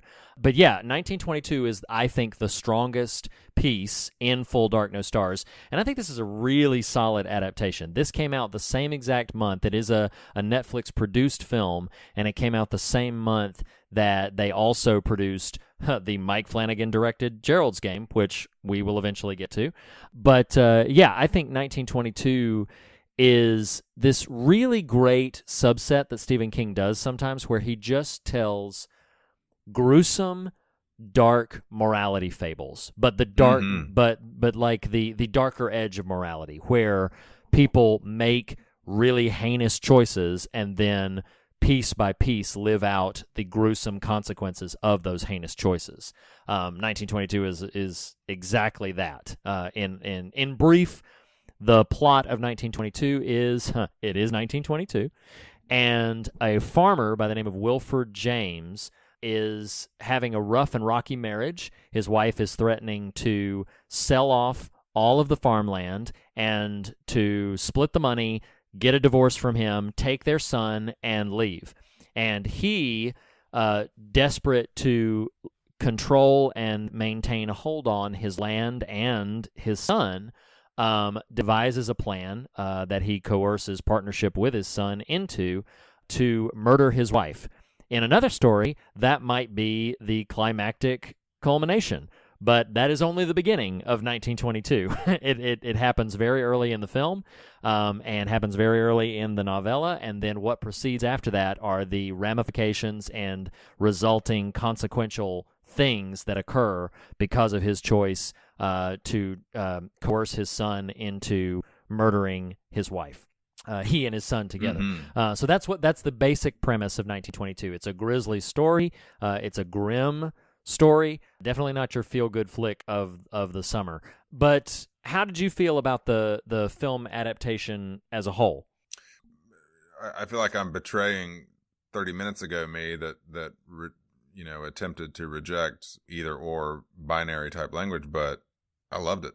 I thought it was great. It's a wonderful adaptation. I'm glad to hear. And I had not, all I knew was having read the material, but all I knew of the production was just that Thomas Jane was in it. I didn't know how it was received. I didn't look at Rotten Tomatoes or anything like that. I just, and in fact, on that, when we went to the New Orleans while the football was played, the New Orleans. That's when I watched it and our next week's film after my wife fell asleep. I was like, all right, I'm going to queue up these terrifying movies. And so I watched it, then on my iPad with headphones on, and that's a really scary way to do that in a bed and breakfast in a city you've never been in. So yeah, yes, it's fantastic. That said, there's a world where someone Someone could tell me they disliked this aspect of the film, and I would be like, oh, that's your prerogative. Good for you. For me, I loved it. I was not expecting how much I would love Thomas Jane's performance. Oh, okay. Yeah. I think it's, he makes, and if you haven't seen the film, he makes some real distinctive actor choices, that someone might specifically read references earlier, some vocal affectations, some kind of physicality affectations that, right. You know, someone might say he's kind of hamming it or overacting. To me, it worked. To me, it kind of, it served the story well. This kind of ne'er-do-well guy, and you kind of understand, you don't empathize or you don't sympathize by any means with him, but you kind of understand what he's sort of internally railing against that leads him to these terrible decisions. But I found his performance really captivating. Yeah, you mentioned this earlier. I alluded to the sort of the gritted teeth. Like, he never opens his teeth. Almost every word is through, you know, sort of a clenched jaw, which I think works really well for the character. I will say, the first maybe 10 minutes of the film, I don't know if you had this experience, but I remember thinking, like, dang, man, Thomas Jane is just weird in this, and I don't know that I like it. But he really infuses, it's so committed, I think is the thing, is that he is so committed to it that about 15 minutes in, you just start to buy that that's the character who it is, because he never loses it. Right. Now, you haven't referenced this yet. Did you watch it when it initially released and then rewatch for this? Yes. Okay. Mm-hmm. Something about, I don't know, I think just knowing Fear of God 2.0, trust Reed Lackey with choices, content choices. Sure, sure. Not other choices. Knowing it had a generally positive vibe, knowing I liked the source material, I was kind of just open to what it had to offer me. And so it takes a brief moment of adjustment to his frequency of performance, but it really didn't, it was not dissonant to me at all. Now, talk about deep cut King fans. And even though this is probably technically not maybe that deep of a cut, but I loved, and please be proud of me. I will. I think I know where you're going. Right at the front end, he makes a reference to living at Hemingford Home. Yes. And I was like, that's pretty badass. Yeah. Oh, it's awesome. Yeah. If you're following along at home, Hemingford Home is where Mother Abigail lives before she joins up with the Boulder band in the book The Stand. Yep. So. Exactly. And Hemingford Home has shown up in a couple of different Stephen King works, only referentially. I think only The Stand and 1922 have it so heavily focused upon, but I know it's referenced in it. I think it might even be referenced in Children of the Corn. But yeah, it is. I'm incredibly proud of you that you pulled that out without, I'm presuming, without looking at Wiki or anything like that. So, no, I did not. I know you didn't. That's why I'm very proud of you. Hashtag 19. I will say that, like, getting back to the sort of the power of the novel, novella. It's not novel length, but it is. I mean, it's a good 180 pages, so it would be considered a novella. There's a thoughtful power to this story that I think they adapted very well. Some films, when they adapt mostly stream of conscious narratives where a character is making a voiceover confession, they either overdo it and tell you too much and get kind of annoying and oversaturated with it, or they give you so few touch points for it that that you can barely follow what's going on. It just feels like, oh, I'm going to show up at the beginning and I'm going to show up at the end. But one of the things that I loved about the novella is hearing some of what's going on inside this character, who, as you said, you mentioned it earlier in, I think, a perfect way. You never sympathize with him. You never empathize with him, but you kind of understand. And that's what's so weird about it, is it's like you understand why he would make the choices he did, even though you never, like, affirm them or are on board for what he's doing. But King does a masterful job of establishing that this character would arrive at these choice points, and I think that's really impressive that he manages to do that. A couple other just sort of likes, dislikes stuff. I do think the production in general just looks great. I agree. It's really well shot. I thought the score was pretty strong. This is This is just a Nathanism. I wrote the cow on the well.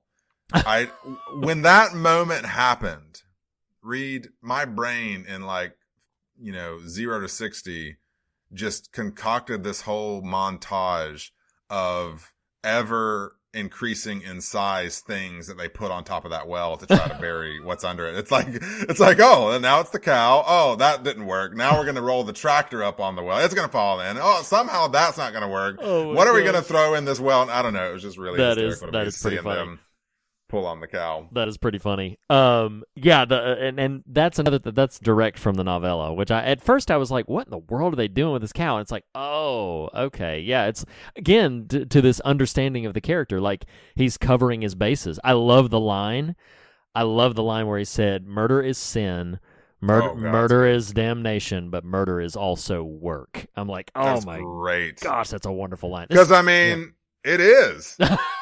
How would you know? 2.0, bro. 2.0. Oh, wow. No, I did think the whole cow stuff was utterly ridiculous. Utterly ridiculous. I did. There you are. Coffee's working. My last kind of note on the likes dislikes is I just love the efficiency of the storytelling. Man, I love having. Now this is maybe directly from the novella, but again, it's been a while since I've read it. Having the ghost of the dead mom or whatever she is tell the story of the Sweetheart Bandits to him. Like that was just such a great way to cover a lot of narrative. Yeah, I can't quite remember if that is part of the novella or not. Memory is kind of foggy on that element, but I think for the film it is so. That's we're not in scares yet, but that is one of the most frightening moments in the film to me, where she just sort of floats down those stairs with the rats all surrounding her, and then it culminating in her delivering that devastating, sequence of that narrative of how the Sweetheart Bandits died. That's just the Sweetheart Bandits, for those who may not have seen the film and are not going to see the film. The Sweetheart Bandits are his son who, following, helping his father murder his mother, ran away with his pregnant girlfriend, and they had no livelihood, so they become robbers. And in one of in sort of escaping, she gets wounded, she gets shot, and then it does not end well for them. Nothing ends well for anybody in this film. No, it really doesn't. But the fact that his wife's ghost relayed all this information to him, it's very effective for the film. It's really powerful, in devastating ways, but really powerful. Do you have any other like dislikes? I absolutely love. I love the word. I love what it connotates. I love the concept of the conniving man. I think it's one of King's more powerful sort of character creations. This idea, and basically all it is Wilford James made a comment before he begins to carry out his scheme, where he said, "I believe there's that may be at the top of the film. It's pretty early. It's pretty early. I believe there's another person inside of every man." And he said this conniving man, this. Well, let me clarify for you, Reed, because I wrote it down. Oh yeah, please quote it. Yeah. He says, "There's another man inside every man, a stranger. A stranger, yes. A conniving man." Oh, it's so great. I loved that inclusion. Thank you I'm so glad you wrote it down. That inclusion of a stranger. Yes. Like somebody within you that you can't explain their motivations and you cannot articulate their intentions, but they are driving you. And that's powerful. That's something that King does really, really well in terms of just sort of capture in microcosm the capacity for human ill. And that do you want to just go to themes? Yeah, we can. I'm kidding, because there's some scare. Well, no. Let's touch some scares real quick, because this is scary. I will tell you this. My scares, there's 4 things on it. Every bullet point on there has a reference to the word rat. Yes, that's likewise. Oh my gosh. Yeah. Those are so effectively used in that movie. It's disgusting and horrific at the same time. Oh my gosh. Because every single time they show up, even as you recognize that they're a through line, every time they show up, it's a shock. Like it's a little bit of a, like when you hear the scurrying and stuff like that. Like, I shouldn't say every time. The first 2 times, like when he opens the well and sees them down there, holy crap! Like that's alarming. And then that one is like digging around in her jaw and like backing up out of her jaw. Oh, it's terrible. But then you kind of forget about him for 15 minutes, and then he goes out to the barn, and those poor cows, like, oh my god. Oh my gosh! Yes. Now that was utterly disgusting. It really was, literally. If you've seen the film, you know why that was literally utterly disgusting. But yeah, it's like they really create. It's fascinating too, because I do kind of remember this about the novella. Again, I didn't reread it before this, but I kind of remember this about the novella, that his ultimate end, and it's left somewhat ambiguous in the film as to whether he's just maddening, whether it's hard to believe there are really rats scurrying through the walls of this hotel, hotel that he happens, that's hard to believe. But the novella, I think, actively lays out that in his confession, he believes that the rats are coming to get him, and there's a newspaper clipping after his confession letter is done, basically stating that he went mad and did it to himself, which is horrendous. That is just, yes.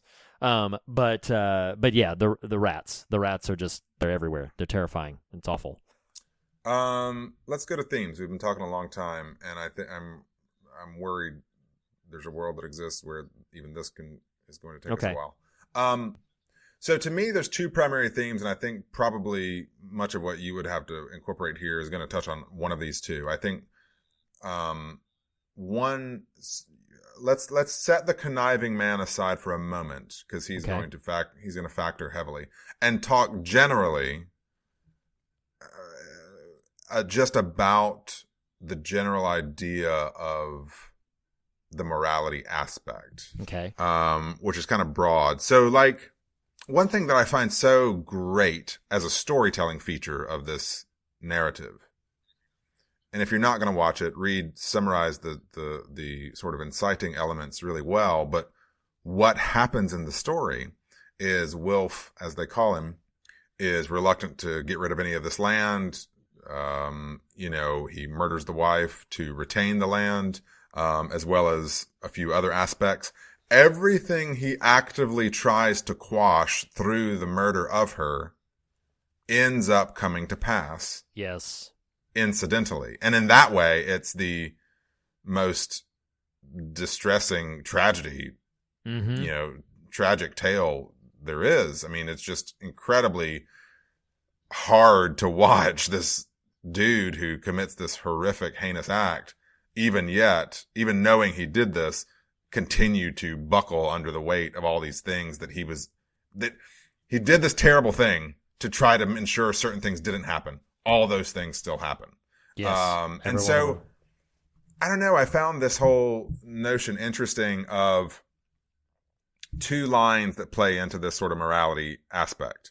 One that may as well be a tagline for the film, if it had one, like a movie poster, is, "In the end, we all get caught." Oh, that line. Oh my gosh, that line. Yeah. Yep. And then the other one that we can kind of look at these in dialogue with each other is, I don't even remember where it falls. I imagine it's pretty late. He says, there was another way.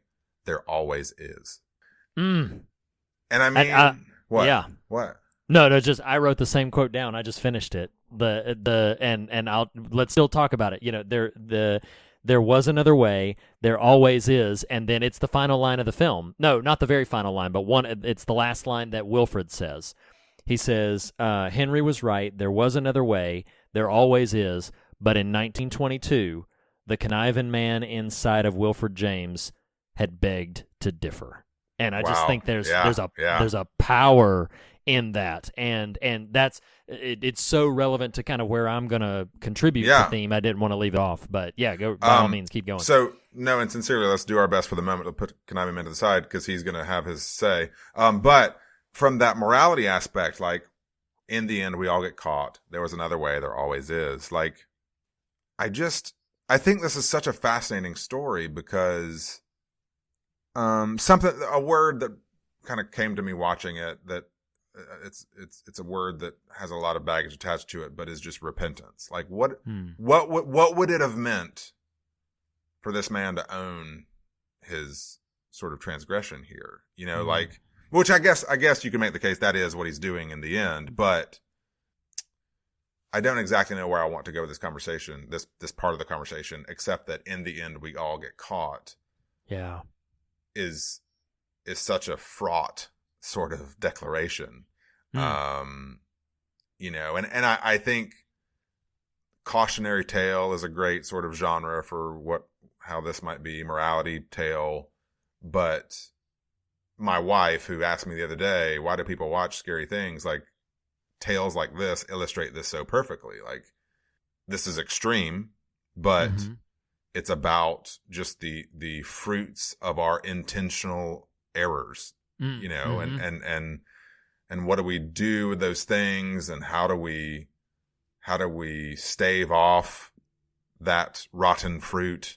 You know, what do we do when we indulge it and have to sort of suss out life in its wake? I don't know. It just asks a lot of these really interesting questions that I don't have any pat answer to, other than just to say it's a deeply unsettling and deeply troubling but deeply fascinating kind of dialogue it's after. Yeah, no, I feel like that's part of.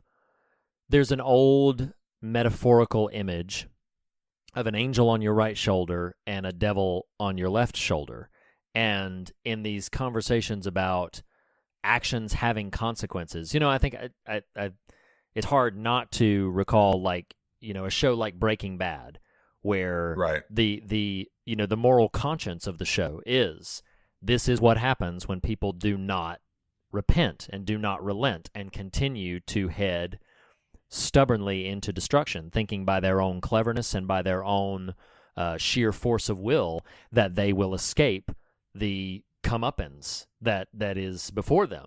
And that's an incredibly compelling thought. But what's worse about it is, I think there are people who do not believe that they will get caught. I think that's why that line, the whole, like, in the end we all get caught, there's something about when these kinds of schemes happen, they don't exist unless you either A, believe you will get away with it, or B, are perfectly willing to accept the consequences for not getting away with it, as if you are perfectly content and happy to just proceed with it.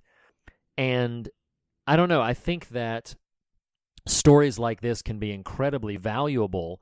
Not just, yes, you could write off you could write off and just say, like, oh yeah, actions have consequences. I'm being really reductive and dismissive here, but actions have consequences. You will get your comeuppance in the end. You could be real reductive and say all of those things, but what strikes me about, and this is definitely true of the novella, if you've not read, like, if you're averse to the film and seeing the things. Well, actually, the novella is way more gruesome. Never mind, I said that. Yeah, the novella is way more gruesome because it goes into much more descriptive detail. But there's a power to it in its ability to capture that, honestly, consequences, when you convince yourself to do something like this, the consequences don't really matter. Like, they don't really matter to you. The aims that you have, I'll say it this way. Let me back up. That what strikes me about this film and this story as so powerful is that it presents our capacity to talk ourselves into admitted objective evil. Our capacity to convince ourselves that the evil thing to do is the right thing to do, or, to tie directly into the film, is the only thing to do. And this displays Wilfred's capacity to do that. It's not impulsive in the film. And this is what I find kind of so frightening about his character. He does not just get furious at his wife one day and just do away with her. He doesn't do that. He schemes it to the point that he grooms his son to participate. Yeah. That is the layer upon layer. That's the millstone around the neck. Goodness gracious. Yeah. Oh, yeah. The premeditation, the level of premeditation that he puts into this, to do this, to the degree that, like, the night it happens, he's, actively deceiving her to sort of drunk. make her let her guard down. Yeah, get her drunk and a faux celebration and all this stuff. Like, that is, we use the word premeditation, and premeditation to us can mean like, oh, just they thought about doing it beforehand and then just went and did it. Or, they schemed it to some degree. Like, this is layered upon layered planning and conniving. Like that. Well, let's do the it. word is Here we so are. appropriate. Yeah, yes. And I'll say this because I don't know kind of what you want to bring up about this conniving man, but that's what I felt so powerful about this story is it takes the angel on your shoulder and the devil on your shoulder, and it brushes them off and instead digs them deep in and says something that I find really compelling in that, no, that was not some external force that was pushing you into nefarious trappings. That was something within you that you listened to and that you gave ear to and that you allowed to determine your course of behavior. And that's you want to talk about a moral statement, like that's a really powerful concept. This thing that you can admit is somewhat other, but yet is specifically and deliberately you, and again, I just love that final line, there always is another way, but the conniving man inside Wilford James begged to differ. And I'm just, I think I would be hard-pressed to unpack the metaphor because I feel like the metaphor packs such a compelling punch. Yes. Just this idea of a conniving man within you compelling you to things are wrong. So I feel like there's a way, like sometimes we can be reductive, not you and I, but just kind of Christian subculture way of like, oh, the old man, the new man, this kind of generalized way we can speak about categorical humanity, which is a really weird way to say that. But I want to take the notion of the conniving man and focus on both of those words. To me, there's something really fascinating. So I'm interested right now, Reed, to get your brain going on where this might go, because I know you probably have some thoughts on this. We are in a current state of culture, 1922, 2019, here we are, of conniving men who that almost those two words are inextricable from each other. It's not just a conniver. It is, and what's fascinating about Wilfred is culturally, what he was resisting was a massive cultural paradigm shift, right? It's the move away from agriculture.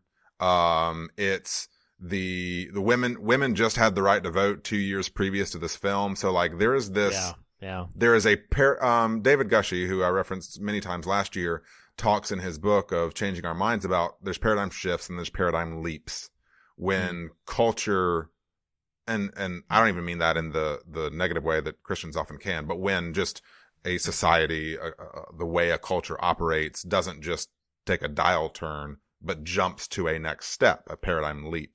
So things like abolition of slavery, things like women getting the right to vote, things like the Voting Rights Act for African Americans, things like industrial revolution, these paradigm leaps that push us forward. Well, I know this is that's 3,000 foot view here, but drive it back down to the conniving man.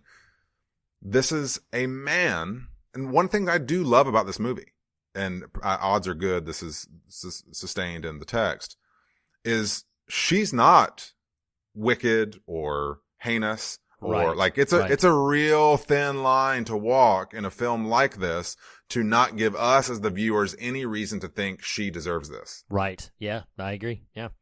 And so that's a big deal. They did a good job on the casting. They did a good job on the script to not have her have any shred where we could be like, oh, she had it coming. Right. She doesn't at all. No one does. Right. But even still, it matters that it's a conniving man. It matters that it's a man resistant to the change that's happening around him, a man who's resentful of more successful men. Yes. Yeah.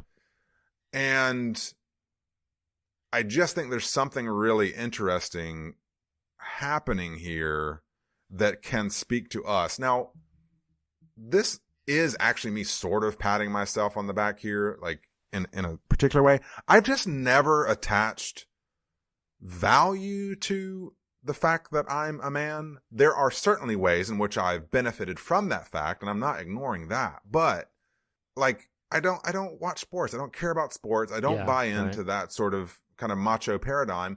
I have a degree in theater. Like, dudes don't traditionally do that. Like, I just don't attach a lot of identity to masculinity. Okay. If that makes sense. Yeah. Yeah. And so changes and ebbs and flows and paradigm shifts that affect gender culturally, I don't feel inherently intimidated by, because it's more about, okay, well, let's, so-and-so, this population needs more of a voice. Their voice is being muted. Let's offer them that. Because I don't personally historically, attach great weight to masculinity per se, I'm less resistant or resentful when folks who aren't me start speaking up. But that is exactly what is happening in this film. Is she is trying to assert agency. Hey, I want to go do this thing. Like, it's dead out here. I have this, and there's so much at work in the relationship between them, the two of them. Yeah. He's kind of a bum on a certain level who only really knows sort of how to till the land, if you will. Right. She has an actual skill set in terms of this tailoring, kind of seamstressness that cannot have any fruition where they're at. Right. And it's just this, anyway, I'm talking a lot, but I'm trying to set up and hear from you how this interacts, because I do think that notion, there's another man inside every man. It doesn't say there's someone else living inside you. They are a stranger. They connive when you don't know it. It is, there's another man inside every man. He is a stranger to you, but he is conniving. And if you are not mindful, this is me adding or embellishing. If you are not mindful, he will start working on your behalf. My initial response is, I think I always just associated that it was a conniving man because he was a man. So what you're drawing out here is yes, and is the specificity of, that perhaps, because I guess that would be my first initial question would be, it is conniving, and I don't think it is. I don't think conniving is I wouldn't assign that to a gender specifically. I think there is the capacity in humanity to connive, if you will. I mean, like the drinking game for how many times we use the word connive. But I think that for him specifically, here's what I latched onto with what you were talking about. In him, there very much is this resistance to the established ways in which he asserts his value. I think there might even be a line in the film about you value the land and you value your son. Like that, those are very, he doesn't say your child, your son. And those are the things, those are the two things that she is demanding that he let go of. I can at least understand why he doesn't want her to take his son from him, because that gets into relationship and gets in all this, except that for him, it's not really about that. For him, it is absolutely about control and status, and this is mine. Yes. Like, you cannot take my son because this is mine. Yeah. But I think it's fascinating, and this is actually why I wanted to introduce, this is why I said let's hold off on Conniving Man, because I thought this would be a good conversation. I really want listeners of male and female gender to reply to this and have some conversation here, because I think it's fascinating. Like, see, hear me, untethered to this conversation, I would not have said, I would not have refuted sort of what you said, but in the thick of it, like, I do think there is a predisposition, a broad, speaking very broadly and generally, more at least inherent to men, a conniving spirit. And well, let me caveat that by simply saying what Wilf is craving, as you just said, is control. It is status quo. It is the way things have always been. It's and I mean that literally as in like agriculture. This is what I know. It's also power. It's there's this 100 acres. That means increased, sort of influence and status. I do think those things, personally, this is me just sort of observing and all that sort of stuff. I do think those things are more inherent to men, because I think the difference of what is happening between these two characters, she isn't after power. She's after flourishing. Yeah. She's after, hey, we are stuck. We're in a rut. Like, hey, Wilf, like you're stuck in the mud. This is why I'm leaving. Mm-hmm. Like, you won't see what's happening here because you're resentful of the way the world is moving. You're reluctant to let go of what has been, and you would love for what has been to continue to be and grow. That's not going to be the case. I've got this thing that could do us well. Can we investigate that? That's really all she's asking for. And this is what I meant earlier about the tragedy of the film, is he ends up in the city anyway. Yeah. Anyway, Oh, no, it's true. It's true. So all that to say, I would be more of the disposition to say, I do think there's something. You made the statement a moment ago or 3 minutes ago or whatever about, like, I don't think it's gendered. I understand what you're saying, that there's a propensity in us just as humans to crave more and to, kind of covet and these sorts of things. I do think, though, as the gender that has been on the top side of the entirety of history, it is very difficult for us to relinquish any of that. Thus, more predisposed perhaps to us than women is the capacity to connive in order to retain and maintain that status and power. If that makes sense. It's so funny. Like it does. So, okay. It does make sense that I think I disagree, but I don't disagree to the level where, like, what I don't disagree with is, I don't disagree with the capacity being stronger in men to want to maintain control, maintain an assertion of power. I don't think that's really deniable to me. An assertion of power and a feeling of threatened when that power begins to dissolve or to dilute or to begin to evade them. I think if that were what we were talking about when you say conniving, then I don't disagree at all. I think maybe I'm equating the words conniving and scheming, because I don't think scheming is an inherently male thing.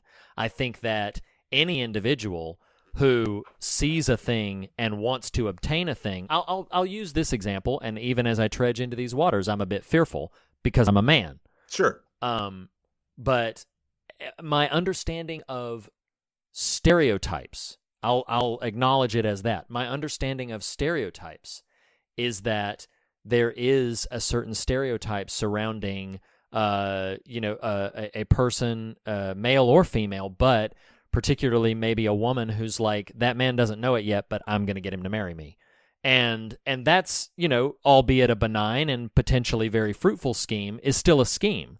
And there may be this thing of, like, and we've seen it constant times, my husband is too dumb to realize that I'm actually pulling the puppet strings and getting him to do this thing.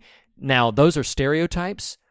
Perhaps, particularly to the women listening to the audience, they may be very reductive, and I'll even admit possibly very offensive stereotypes. I'm a man, so I'm blind to that. But all I'm trying to say is, I think that in that regard, that's why I'm resistant to whole cloth agree that conniving is specifically a male trait, whereas I wouldn't disagree that the overt reaction to a loss of power is a male thing. because we've Yes, we've been topside for so long, as you said. Right. And I would nuance, not by saying the capacity to connive is uniquely male. I would say it is predominantly male. I don't think I disagree with that. And again, perhaps definitions are important to me as I comprehend and sort of, I did not look up a strict definition for this, but how I would comprehend conniving is just scheming in order to gain regardless of consequence. Scheming in order to gain, scheming in order to sustain influence, power, what have you. And, again, this is why I think this is an interesting story. It can't be ignored. It's temporal setting, I mean, it again, immediately on the heels of women getting the right to vote. Yeah, I agree. Like this woman is trying to assert some agency, and I just I don't know. It is because to me the stereotypes you're referencing and are identifying are, stereotypes exist because we can occasionally broadly see them, in society, but there are just as equal offensive stereotypes on the side of men, and it's not so much, hey, who's the worst gender by any means. I'm not saying that. No, it's just, I do think the capacity to pursue control, to maintain control, to grow power, to exert influence, though not uniquely, are predominantly most expressed in men. Well, I'll stop you right there to say the distinction between unique and predominant, I don't disagree anymore. That is one thing. It's like uniquely male is different than predominantly male. I don't disagree that especially when we're talking about power and control.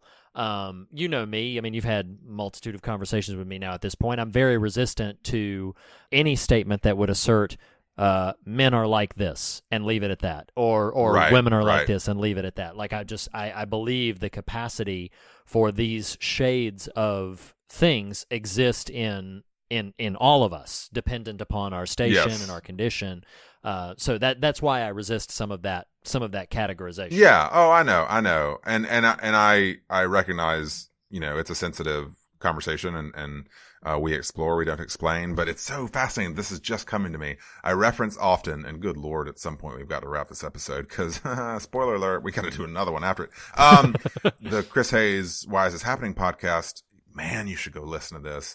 He did an episode about a month ago during our break called Organizing in Trump Country. And his guest was a community organizer who, I don't know a ton about community organizing, except at least title-wise, it's relatively self-explanatory, but it's the intention to organize a community for the purposes of kind of greater sort of civic influence is kind of the idea. So go into less arena or a region that has folks who are seeing less representation than they'd like and sort of trying to gather them, organize them so their voice is amplified. Well, interestingly, this guest, and he's this very learned guy who's ascended from where, and he's a white guy, but he was strung out on drugs as a late teenager, basically fell into a soup kitchen at 20 years old, worked in this soup kitchen for about 3 years until he started experiencing this kind of renewal of his own life through that experience, started trying to help the people who were coming through the door have a greater voice in their community. So this is his ascension. He now works on this major national nonprofit where they basically, and man, there are times when I get so annoyed. This is a super random or insertion here, where I get so super annoyed with the highfalutin spirituality that Christians will often use in their language, like ways they speak that have no bearing on the practical world around them. And then you listen to, I listen to a conversation like this one, and I'm like, holy cow, this dude is transforming lives. And it is about as gospel as you can get, not as in because he's using the work and resurrection and life of Jesus as his root, but because his intention is, hey, you are blinded by certain things. Here is some other things for you to ponder, and people are being transformed through that work. Right. And it's really beautiful and fascinating. The point I'm trying to make here is he outlines folks who have been sold a certain bill of goods by power, by conniving men who this populace that he is trying to reach. And Reed, he uses words like being a counterforce. It's not militant language. It's, oh my God, you would love this conversation. He reads a flyer they found in this, region they're trying to reach. And Reed, it says, it's got this really lovely language, and this is in North Carolina, by the way. Oh, wow. Yeah, he cites this flyer they found in a region they're trying to do some work in. It's like, hey, are you struggling with drug abuse? There's a better life available for you. Wait for the punchline here. There's a better life available for you here. We're here to help. And listen, the organizing body that distributed this flyers, at the end of it says, your local white knights of the KKK. What? His point is, there are malevolent forces recruiting for their cause under the pretense of helping those who are being, kind of jackbooted by things like drug abuse and opioid distribution. So he develops this language of being a counterforce and uses language like meaning making. This is all about to tie back into 1922. So he says we go into these communities and just develop relationships, communicate with people who are being blinded by these forces as a counterforce to help them develop meaning-making experiences and comprehension of the world around them through things like, hey, it is not foreigners and immigrants who are taking your jobs. It is big pharmaceutical companies that are distributing or not regulating opioids into your community. Basically redirects this frustration, angst, and anger that Wilf is experiencing to where it is properly meant to be placed. Like, these are the things that are actually impacting you. He talks about the border crisis of family separations being a huge turning point for meaning making and counterforce development in these communities. Yeah. All this to tie back into 1922 and Conniving Men is the problem Wilf is having is not with his wife. It is with forces that he just doesn't have the eyes to see. And chooses, like these people in these communities who say, no, it's the immigrants taking my job. It is people come in as a counterforce and say, wait a minute, no, this isn't really what's happening. Here's not just data, but sort of reasons and rational explanations for why what you believe about the state of the world is incorrect. Here's where some more valid interpretations of what you're experiencing lie. God, Wilf, what's his face? I can't remember his last name. James needs someone to come in and say, hey, it's not her. It's right. And the reason I'm driving into this, and I know we've got to wrap up, is you and I have these lovely conversations sometimes. And, I have 3 daughters. You have a son. We are simpatico as the day is long as adult men, but we are developing uniquely distinct views on the world because of our children. Yes. And you lament, rightly so. Like, where is the finger to be pointed at just the culture at large? Like, where are these, how is it that the buck always tends to fall to men? And that's a very rational, reasonable question.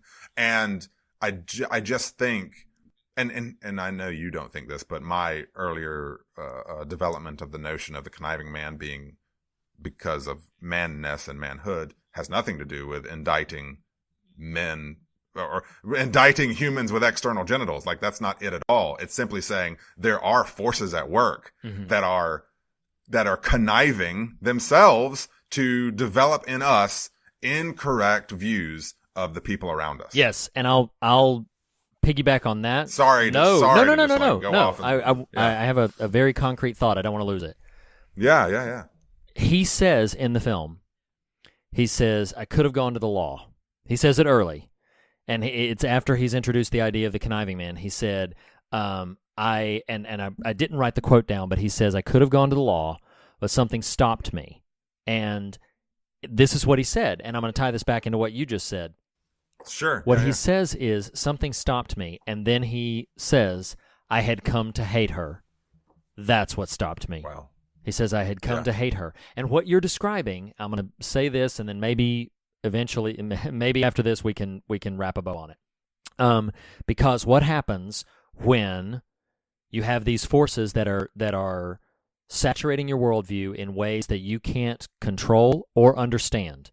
These forces that are pushing you into these different places, formulating into a conniving man that now has a face to put to all of the things that you are struggling with. Yes. And they attach it to that face. He didn't hate her. He married her at some point. He didn't always hate her. But these things that have developed in him, he says, I had come to hate her. And that's what stopped him from doing what probably would have been a different way, maybe would have had the same outcome in terms of him still losing the land and everything, but it certainly would not have sent him down the path of damnation that it did to do this other thing. And it's because he had a face associated with all of the ills that he was seeing. That's this substance of the conniving man. The conniving man formulates all of these things that you feel angsty about, that you feel frustrated by, that you feel disenfranchised, that you feel, but it's, I hate that this is the way my life is. I hate that my premiums are too high. I hate that that I can't find good work. I hate all of these things. I hate them, hate them. And I need an object for my hate. Yes, and the conniving man inside each and every one of us says, you know what it is? It's that one right there. It's them. Right. And they point that finger, and then we come to hate the face that it has formulated and says that is the problem. And what you need to do is you need to stop that whoever it is, you need to stop that person or that group of people at all costs, because that is your problem. And then the conniving man talks us into, man, I love this film. The conniving man talks us into doing things we would objectively deem evil, because the reality is we have come to hate. And because we have come to hate. Yes. Because we. And yes. Anyway.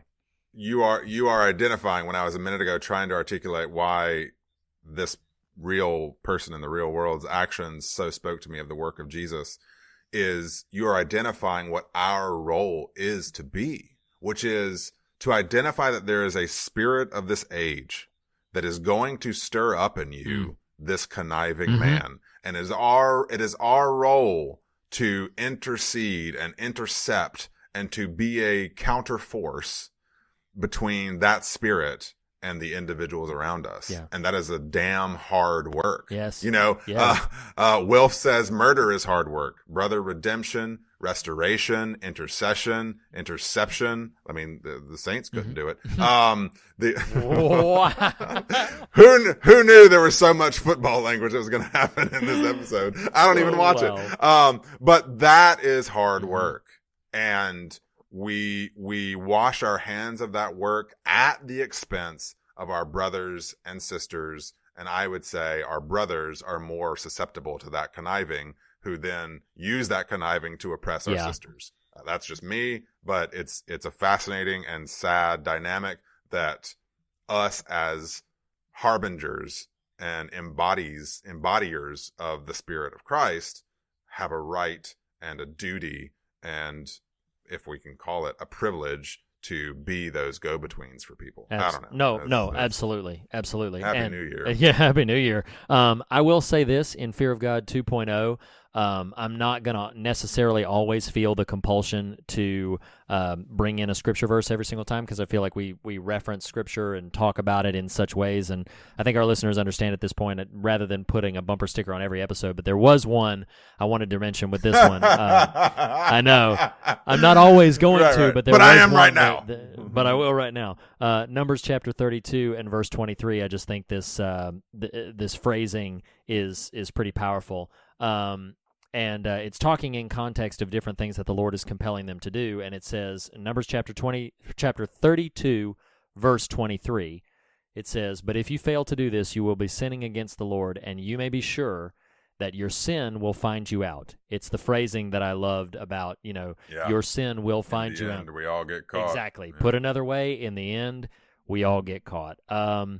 Dude, this is a powerful film, and I think It's great. It is great. And so maybe to tie off this bow, welcome to Fear of God 2.0's gender studies class. Everyone. Exactly. Hope you've enjoyed the conversation. So in this 2+ hour conversation, we are going to end with a bit of perhaps some sad news, although he will always be in our hearts. We are 2.0. No, it's not. I mean, yes. 2.0. But yes, it's a celebration. It's a new. Exactly. So we are officially retiring the David S. Pumpkins, as he'll always be our mascot, but we're officially retiring him as the ratings system by which we gauge these films. We have a new one. Any questions? We have a new one that we're introducing, and we're just calling this, you can thank Nathan for this. I thank him for it because when he said it, when he blurted it out, I was like, that has to be what it is. We're calling it the fog meter. That's all it is. It's the fog meter. So we're just basically going to look at... I love how, in case they didn't like it, you were sure to preface. I you washed can thank my Nathan hands of that. For this. Right. Yes. The conniving man told me to do that. So, I beg to differ, mother. So we honed in on our show, in sincerity, we wanted to stay sort of on brand with our show name. Our show is called The Fear of God, of course. If you've been listening this long and didn't know that, then welcome. So we're going to measure fear, which is kind of what we used to talk about with scares, and God, which is the substance of kind of what we have been discussing. So we're going to rate these as fear and God and produce this sort of fog meter kind of numbers. So in talking about like scares, could be disturbance factor, unsettling factor, whatever. On the general fear factor, what would you give Mr. Nathan Rouse to 1922? And to clarify, it is again on a 1 to 10 scale, right? 1 to 10, yes. And just to nuance what you just said on the fog meter a little bit here is, what we were finding is just clearly all we ever gave were 7s, and trying to, and we think ultimately, although this episode this movie we may end up just back in our old habits here, trying to find a way to have some more distinctive ratings than simply 7s. And so, in terms of the fear factor of 1922, I don't think it's an enormously scary movie. There's some really scary imagery to it, and the general sort of actions and morality aspect of it have a weight and heft. But I think I'm going to lean into like a 6 on. All right. You know what? No, I'm going to go 5. I'm going to go 5 on the fear aspect of our fear in God. I'm going to be a little more diplomatic and cut through. So, yes, 5. Okay. For me, I'm equating fear as beyond just, because we talk about fear, beyond just like scares and frights, and also like disturbances, upsettings, things like that. I'm going to land at a 7 for this film. Okay. I feel like there's a lot to be disturbed and upset by, even if it doesn't necessarily haunt you with nightmares. So for that, I'm going to give it a 7. Now, on what we're calling, the God meter, if you were, the substance of it, I'll go. I think there's so much here. This is a powerful story to me in my mind. And so like I'm going to temper it a little bit, comparatively, but I'm going to land at an 8 on kind of the God meter. I think it's interested in a lot of very moral considerations that I find quite powerful. Yes, I think that's a pretty fair assessment. I'm with you. Like, they don't, to my recollection, they don't really invoke a spiritual kind of dimension, but it's so although her being a spectral or a ghost or whatever, kind of maybe does that by default, but it is very interested in the choices we make and the consequences of those choices, and how they affect people around us. So I think I'm gonna join you at an 8. All right. They do reference one line that I just have to bring up because I love it so much. They reference, basically, they say, if God rewards us for good deeds, maybe Satan rewards us for evil ones, when he talks about how well his crop was. So you've heard our ratings for it individually, and that means in general, despite having gotten rid of David S. Pumpkins, we give it a 7 out of 10. Yes, on the fog meter, now a 7 out of 10. You know what? I figured that might happen on this particular one. Yes. It's a strong film. It's got a lot on its mind. It is pretty damn scary. So, there's So a 7 is not just us. It is actually the film But I will itself. say, so we're tweaking it just a little bit after we give it our little numeric rating on fear and God. Then, I mean, I think I already know this answer to the question. Would you generally recommend this film?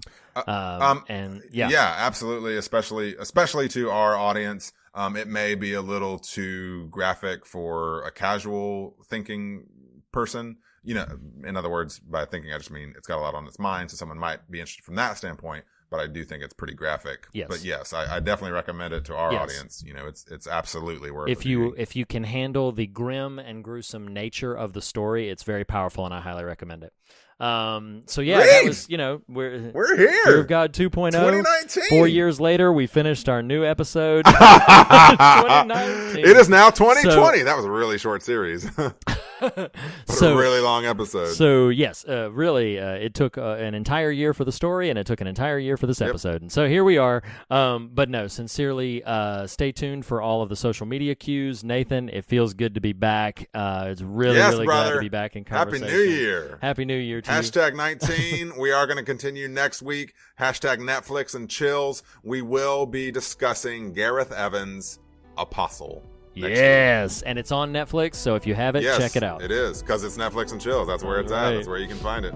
We'll see you and the Woodland Fairy next week. Bye, Welcome everybody. back, guys. Happy New Year. Bye.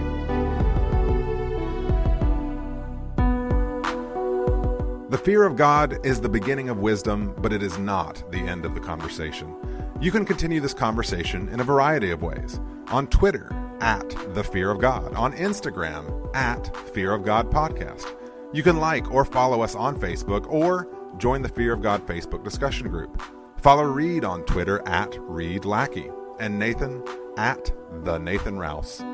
Email us at fearofgodpodcast@gmail.com or visit morethanonelesson.com to comment on the official episode posts. And lastly, if you listen to us through iTunes, we would greatly appreciate a rating or a review. Thank you for listening. We'll see you next week. Hi, everybody.